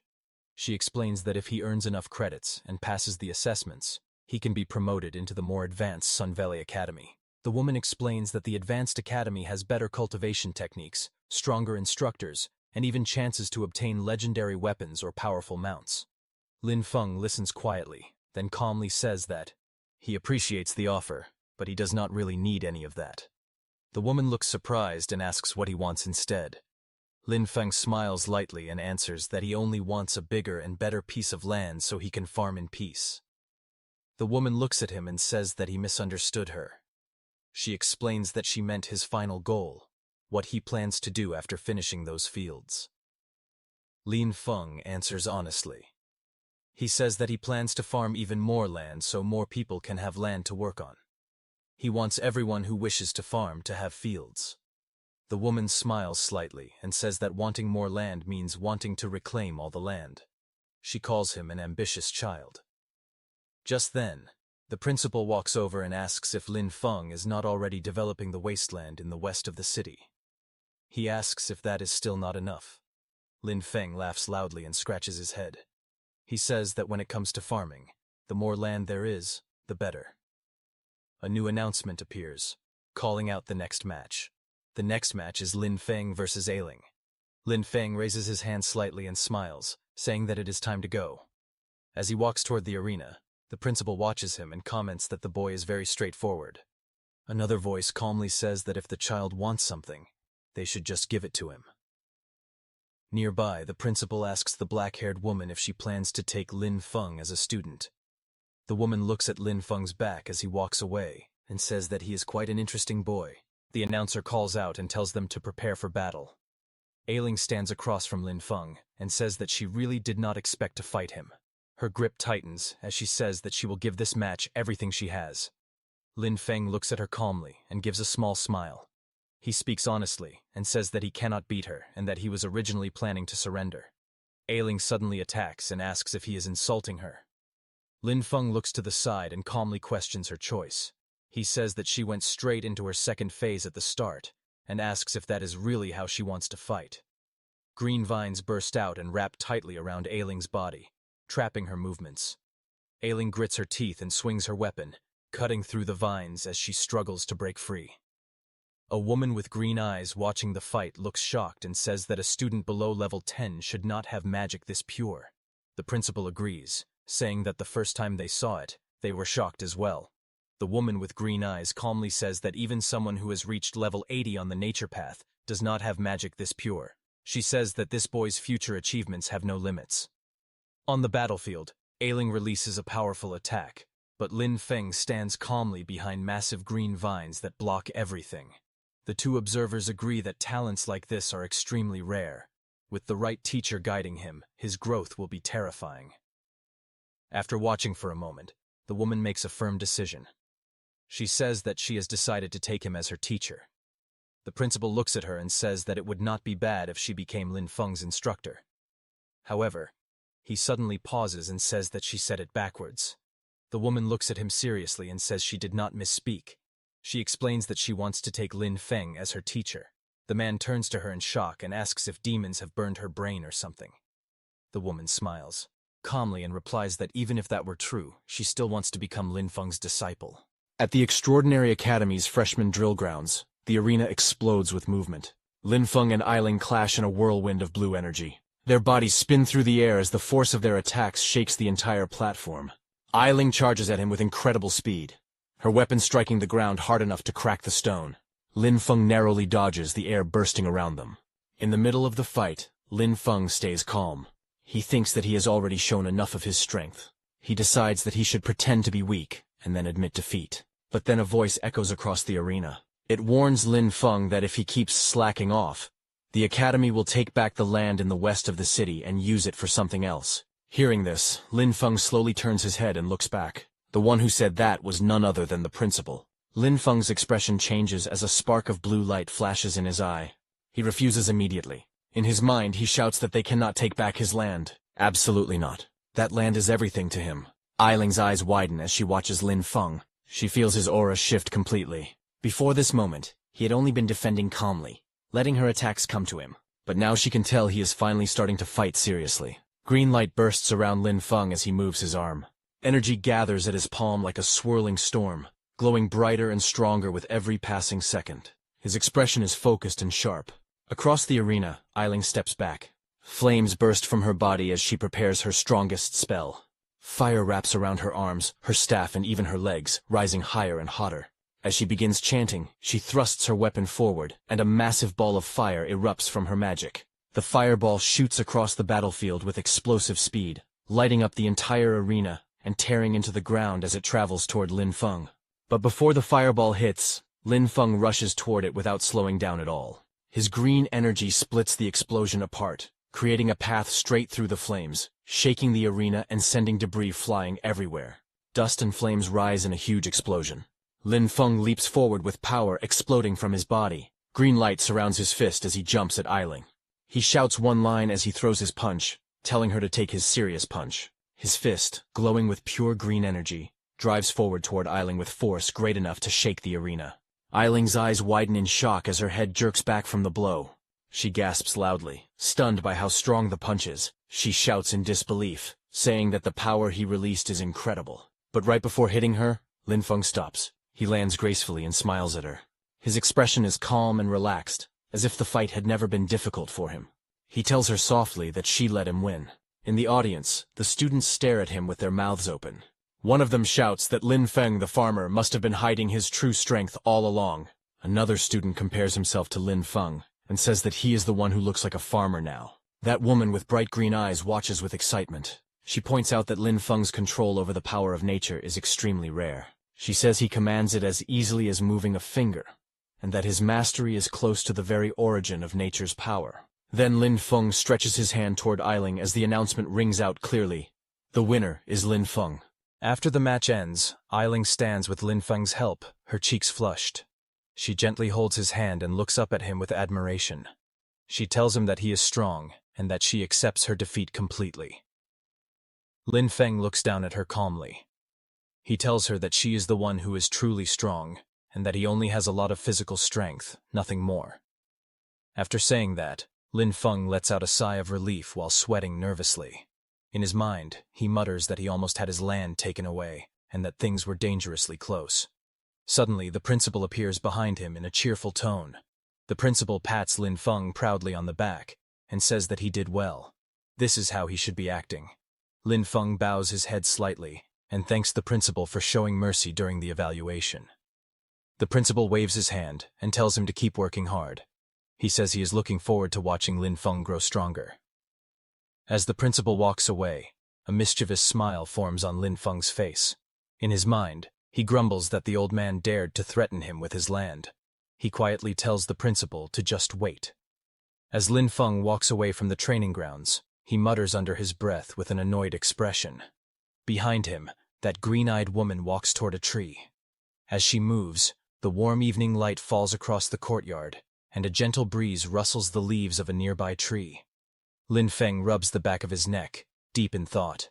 Behind him, the woman moves behind the tree, and suddenly, there is an explosion of white fog. The next second, the woman comes out with a new appearance. She then approaches Lin Feng. She is turned into a girl with long green hair. She wears a green dress, and her bright green eyes sparkle with excitement. She stops in front of Lin Feng and, with a cheerful smile, calls out to him. She asks, "Student Lin Feng, please guide me in my cultivation." Lin Feng freezes for a moment. His hand rests on his chin, and his eyes widen in confusion. He stares at her as if he has misheard. He asks her if she is okay, and wonders out loud why a combat class student would ask a farmer like him for guidance. The girl quickly introduces herself. She says her name is Vera, and that they have never met before. She explains that she just watched his entire match. She speaks passionately, saying his use of natural mana was unbelievable. Simple, perfect, and filled with life and strength. She admits she has never seen anyone command the power of nature the way he did. Her bright eyes soften as she confesses something more personal. Vera says she has been stuck at her current cultivation realm for a long time. She believes that observing Lin Feng's path might give her the inspiration she needs. Hearing that, Lin Feng scratches the back of his head awkwardly. His eyes are wide and confused as he looks at the green-haired girl. He asks her if she is also a nature-type student. He explains that the nature-type instructors are still away on the battlefield and suggests she wait a little longer. He adds honestly that he only knows how to farm. Vera holds her hands together and speaks with seriousness. She says that the skilled are the true teachers. She does not expect him to formally accept her as a disciple. She only hopes to occasionally visit his fields to observe and learn. She bows deeply toward him, almost pleading. She says even if she could only help with random small tasks, just being near his natural aura would be enough for her. She begs him to allow it. Lin Feng flinches and panics internally, but in his mind, he repeats that he cannot let people know what he is growing in his fields. It is too dangerous, and it would be too easy for his secret to be exposed. He turns his head slightly and speaks with calm politeness. He apologizes and says that as a farmer, he has nothing he can teach her. He insists that he only has a lot of physical strength and is not good at fighting. But before he can say more, the principal suddenly appears beside him, placing an arm around his shoulder. The principal leans in and whispers that since Vera is begging like this, Lin Feng should just agree, for his sake. Lin Feng stares at the principal in shock. The principal brings his mouth close to Lin Feng's ear and whispers a long string of censored words, clearly explaining something privately. Lin Feng slowly responds that whatever the principal has just said sounds not very good. His expression shows immediate hesitation and worry. After hearing the principal's whispered advice, Lin Feng's expression softens. He lets out a small sigh and then agrees. He says that if things are like this, then it is settled. Hearing him, Vera's face lights up instantly. Her eyes sparkle with joy as she thanks him excitedly. She promises she will never disturb him and speaks his name with sincere gratitude. Unable to hold back her excitement, she suddenly rushes toward him and hugs his arm tightly. She asks in a stuttering voice if she can visit tomorrow, or no, even right now. Lin Feng looks to the side, embarrassed, but answers calmly. He says it depends on her and explains that his land is on the west side of the city. Soon after, they arrive at the West City training wasteland just outside his greenhouse. Vera, now in work-style clothes, moves around energetically. She asks if there is anything she can help with. Lin Feng watches her quietly and thinks to himself that at least her attitude is very serious, but he also reminds himself that he can never let her see the crops growing inside his greenhouse. Trying to keep her busy, he points outward and tells her to look around outside for now and get familiar with the place. He explains that he is currently giving some special attention to the newly bred seedlings. Vera turns her gaze toward the greenhouse. Her eyes widen slightly, as if sensing something unusual. A thought rises in her mind. These crops seem extraordinary. She observes the fields in front of her and realizes something shocking. She thinks that the crops here have been nourished entirely by pure natural mana. These are high-grade plants capable of giving temporary attribute boosts. As she stands there in awe, Lin Feng walks further into the greenhouse area, his back facing her, completely unaware of the amazement spreading across her face. Vera leans forward slightly. A soft smile forms on her face as she looks at Lin Feng's plants and says that Lin Feng is making her more and more curious.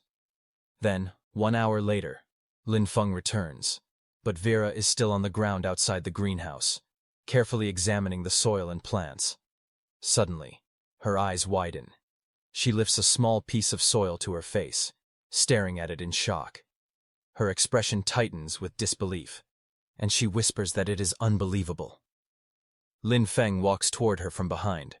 He looks down at her calmly and asks if there is a problem. Vera stands up halfway and looks up at him, still stunned. She asks him whether the crops here were really grown using only this very ordinary soil. Lin Feng nods and confirms it. He says that yes, it is just normal soil. Vera looks even more confused. She asks again, making sure there is no mana crystal powder, no elemental loam. Lin Feng scratches the back of his head and gives her an easy smile. He explains that he had thought about using those fertilizers, but anything infused with mana is far too expensive. With the little money he has, there is no way he could afford them. Lin Feng points at a small wilted plant beside him. Its leaves are curled and dry under the sunlight. He calmly explains that these plants are probably malnourished. Vera looks at the weak crop, her green eyes narrowing in thought. A quiet inner voice rises in her mind. She notes that Lin Feng's natural mana is extremely powerful, far stronger than normal. If that is the case, she wonders if she could help him somehow. A moment later, she straightens her posture and speaks with a polite smile. She tells Lin Feng that the school actually has a special rule. Students can exchange materials dropped in dungeons for certain items at the academy warehouse. Lin Feng immediately steps closer, grabbing her shoulders in excitement. His face lights up with hope as he asks her if what she said is really true. Vera nods and continues explaining. She gives an example. In Storm Academy's level 10 dungeon, Gloom Forest, the final boss, the Shadowfall Cobalt Chieftain, sometimes drops an item called the Chieftain's Fang. She says that this fang can be exchanged for a bottle of Earth Pulse, a rare nurturing resource. She lowers her voice slightly and adds that level 10 dungeons are very difficult. Usually they need around 5 people to clear safely. Then she admits that what she said is indeed true, but also mentions that this regulation will soon be cancelled by the academy. Hearing that, Lin Feng's eyes light up with excitement. A bold smile spreads across his face as he clenches his hand into a fist. He says loudly that this is great and announces that he is going right now. Vera watches him dash away with surprising speed, a hoe in his hand. As she looks at his back, she wonders quietly if only someone with such a pure and simple heart could create such pure natural mana. Soon after, Lin Feng arrives at a massive tree-like structure. At its base, a swirling blue-purple portal glows brightly. The entrance to the level 10 dungeon, Gloom Forest. 2 academy supervisors stand guard in front of it. A group of students standing nearby notice Lin Feng running toward the portal. One of them points at him in confusion. He asks why a farmer is coming here and guesses that Lin Feng must have gone to the wrong place. Another student laughs loudly, mocking the hoe in Lin Feng's hand and joking that he must want to dig up wild vegetables inside the dungeon. Someone recognizes him. He says it is Lin Feng, the freshman, and remembers that he is only level 8. Shock spreads among them as they wonder if Lin Feng is crazy for coming to a level 10 dungeon alone. Ignoring the comments, Lin Feng approaches the supervisors respectfully. He hands them a form and says he wants to apply for a solo entry into Gloom Forest. One supervisor takes the paper and reads it. His face tightens with concern. He explains that Lin Feng's level is too low, and that entering the dungeon alone carries extremely high risk. Lin Feng holds up the form with a bright smile on his face. He says that according to the academy regulations, any student of the academy has the right to apply for dungeon entry. He politely asks the supervisor to allow it.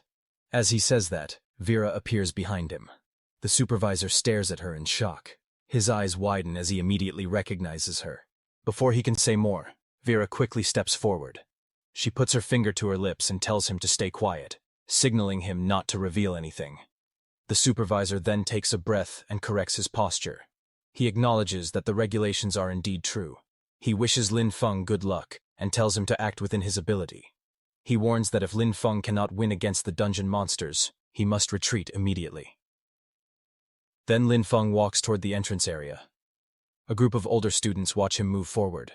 One of them frowns and asks if Lin Feng is actually an idiot.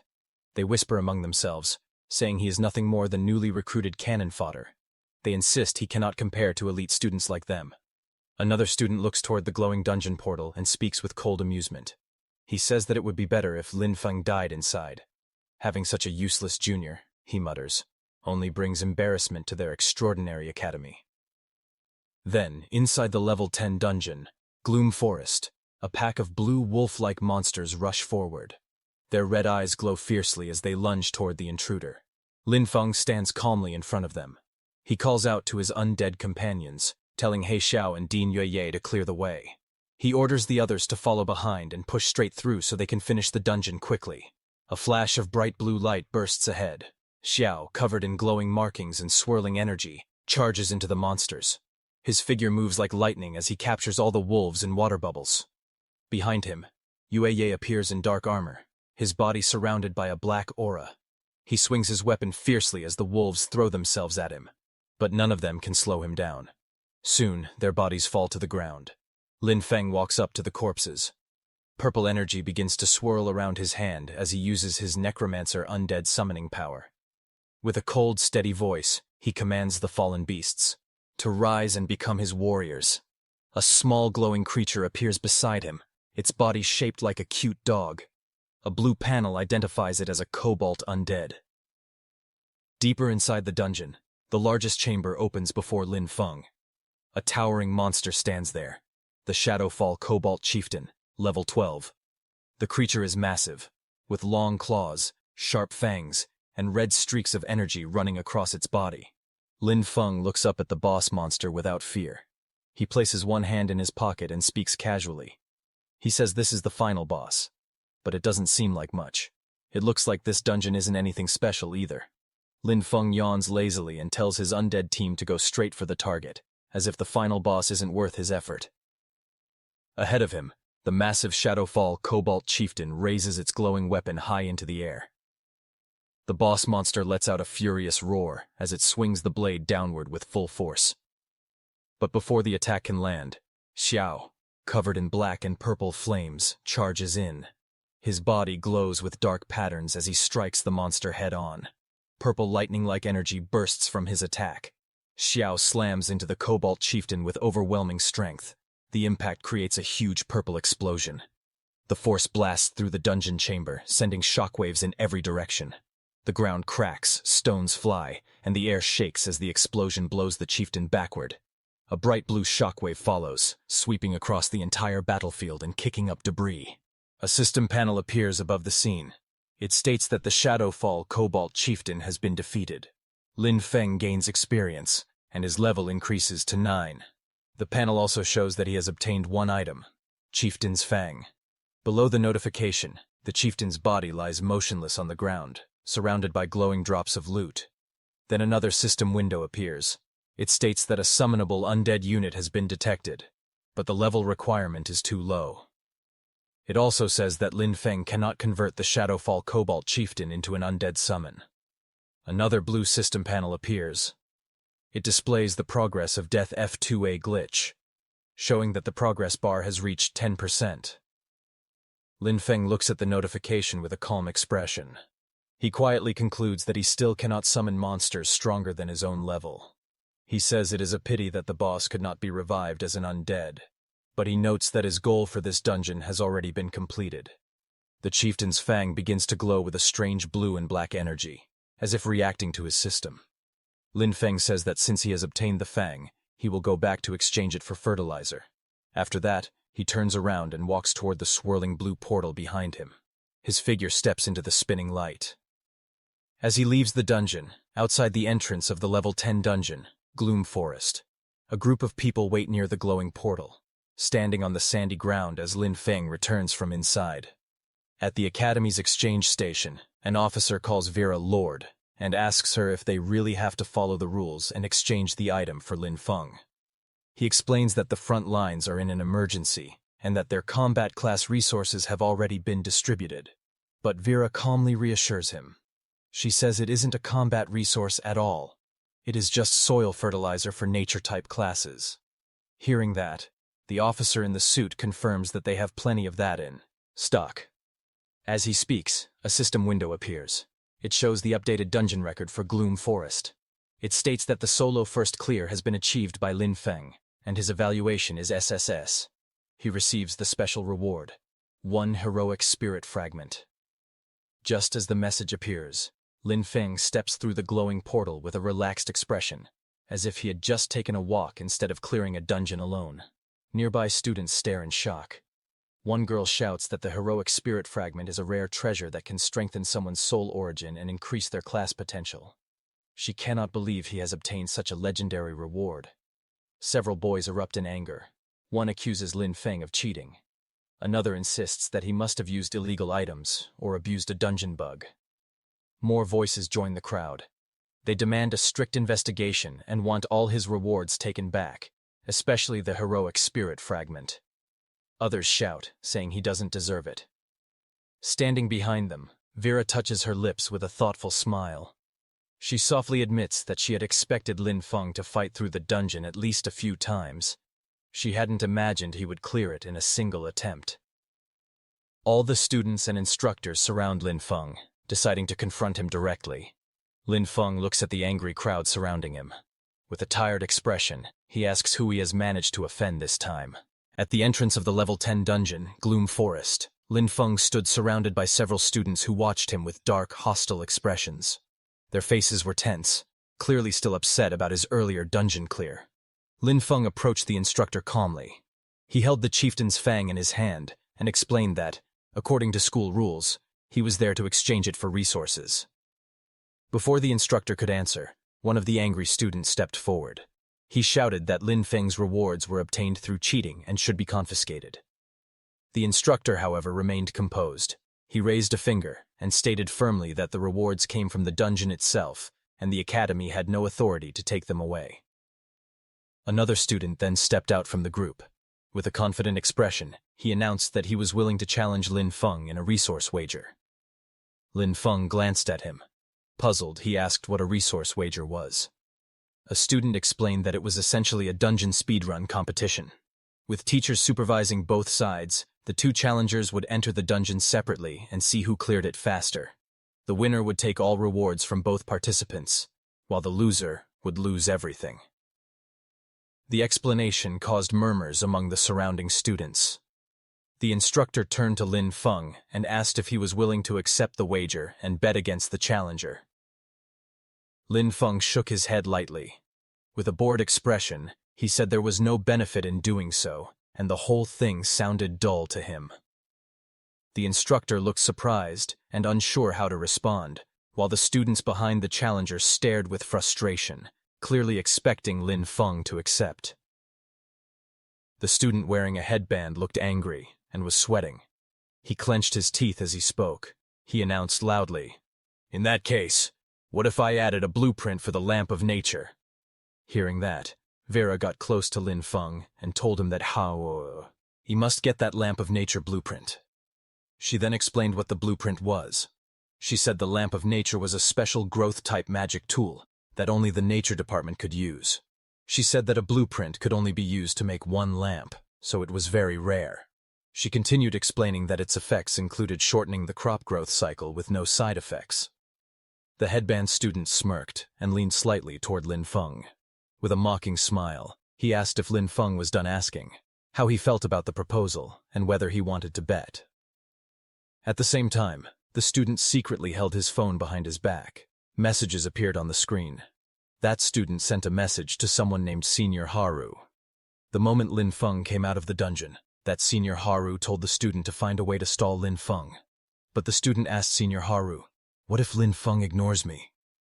Senior Haru then told the student to bet resources against Lin Feng, asking if he didn't have a Lamp of Nature blueprint. The student replied that it was the foundation of their family's rise, but in the end, he agreed and sent a message saying that he was fine with it. Meanwhile, Lin Feng thought that his necromancer powers must not be exposed. But if there was only one supervising teacher, hiding his abilities should not be too difficult. His eyes sharpened with determination as he decided that this Lamp of Nature, he would take it. Lin Feng smiled confidently. He looked straight ahead and spoke with a slight grin, saying that he accepted. Hearing that, the rival student laughed loudly. He raised his chin with arrogance and declared that with the teacher supervising, he would expose Lin Feng's secrets immediately. Lin Feng stood a short distance away, hands in his pockets, appearing relaxed. The scene shifted to the swirling blue portal of the level 10 dungeon, Gloom Forest. Light spun inside like a vortex. Inside the dungeon, Lin Feng stood beside the supervising teacher. The teacher turned and asked how Lin Feng managed to clear the dungeon so quickly. Lin Feng lowered one hand behind his neck, smiling confidently again. He told the teacher that he would show his strength. Green light suddenly burst around him. Powerful energy swirled in his hand as Lin Feng extended it forward. His expression sharpened as he called out for his farmhands to come forth. The green magic circles continued expanding, filling the surroundings with bright swirling light as his summons began to appear. A bright green light burst around Lin Feng as swirling energy gathered above him. From the glow, his undead, covered with earth energy, formed, towering behind him like a giant guardian. Green waves spun across the area as Lin Feng stood calmly beneath the summoning circle. The supervising teacher stared at the scene in shock. Sweat slid down his face as he whispered to himself. He thought the summoning was unbelievably fast, and the troops Lin Feng called out looked very strong. Lin Feng walked forward with confidence, and the teacher followed him, still watching the green light. The teacher thought that this would be his best chance to observe what ability Lin Feng had used to clear the dungeon alone. Lin Feng suddenly raised his hand. His eyes sharpened, and his voice rang out clearly. He ordered his summoned troops to attack with full force. At the same time, a pack of monsters rushed forward from the darkness. Their glowing red eyes and open jaws showed their rage as they charged straight at the summoning. But Lin Feng's summoned undead reacted instantly. The undead beast, covered in plant energy, swung forward and slammed into the monsters. Its glowing body crushed through the pack, pushing them back with overwhelming force. Bright green explosions filled the entire sea. Countless blasts of glowing green energy burst outward again and again, shaking the air. The undead bear moved through the light, its hands pushing out powerful attacks. Every strike created another sharp flash, lighting up the dungeon with green sparks. Then Hai Xiao walked into the swirling energy. Its face was expressionless under the hood, glowing faintly with green lines. Hai Xiao raised 2 fingers, and magic circles formed around its palms, gathering even more energy. A series of green bubbles erupted all at once. The attacks struck the incoming enemies and shattered them instantly. The sound effects echoed through the forest as everything burst apart into pieces. He Xiao didn't stop there. It raised both hands and released a wave of powerful green lightning. Its attack shot forward like a beam, smashing into the ground ahead. Rocks flew into the air, and the ground cracked under the impact. Pieces of stone scattered everywhere as the blast landed with tremendous force. The teacher stood frozen, his eyes wide and his mouth slightly open. He looked shocked as he watched the scene before him. He muttered to himself that it had taken less than a minute for Lin Feng to completely wipe out a Cobalt patrol squad of the same level. Cold sweat slid down the teacher's face. He stared at Lin Feng's power, unable to believe what he had just witnessed. In his mind, he wondered if this terrifying strength came from some special class, because the power felt far too overwhelming for an ordinary student. Ahead of him, Lin Feng stood calmly in front of a pile of shattered glowing rocks, the remains of the defeated kobolds. Lin Feng turned slightly and spoke in a relaxed tone. He told the teacher that the Cobalt patrol squad had been cleared, and now he was preparing to clear the boss room next. Hearing that, the teacher's expression stiffened again. He almost couldn't speak as he followed Lin Feng with his eyes. Suddenly, dark energy gathered in front of Lin Feng. A swirling purple and blue vortex began to open before him. Inside the twisting tunnel of the portal, something moved. A moment later, a dark figure shot out of the vortex at high speed. It was a large Cobalt warrior, its fur standing wildly, and its eyes glowing bright red. Its mouth opened wide as it roared, revealing sharp teeth. Red and pink energy flared around its body as it lunged forward with full force.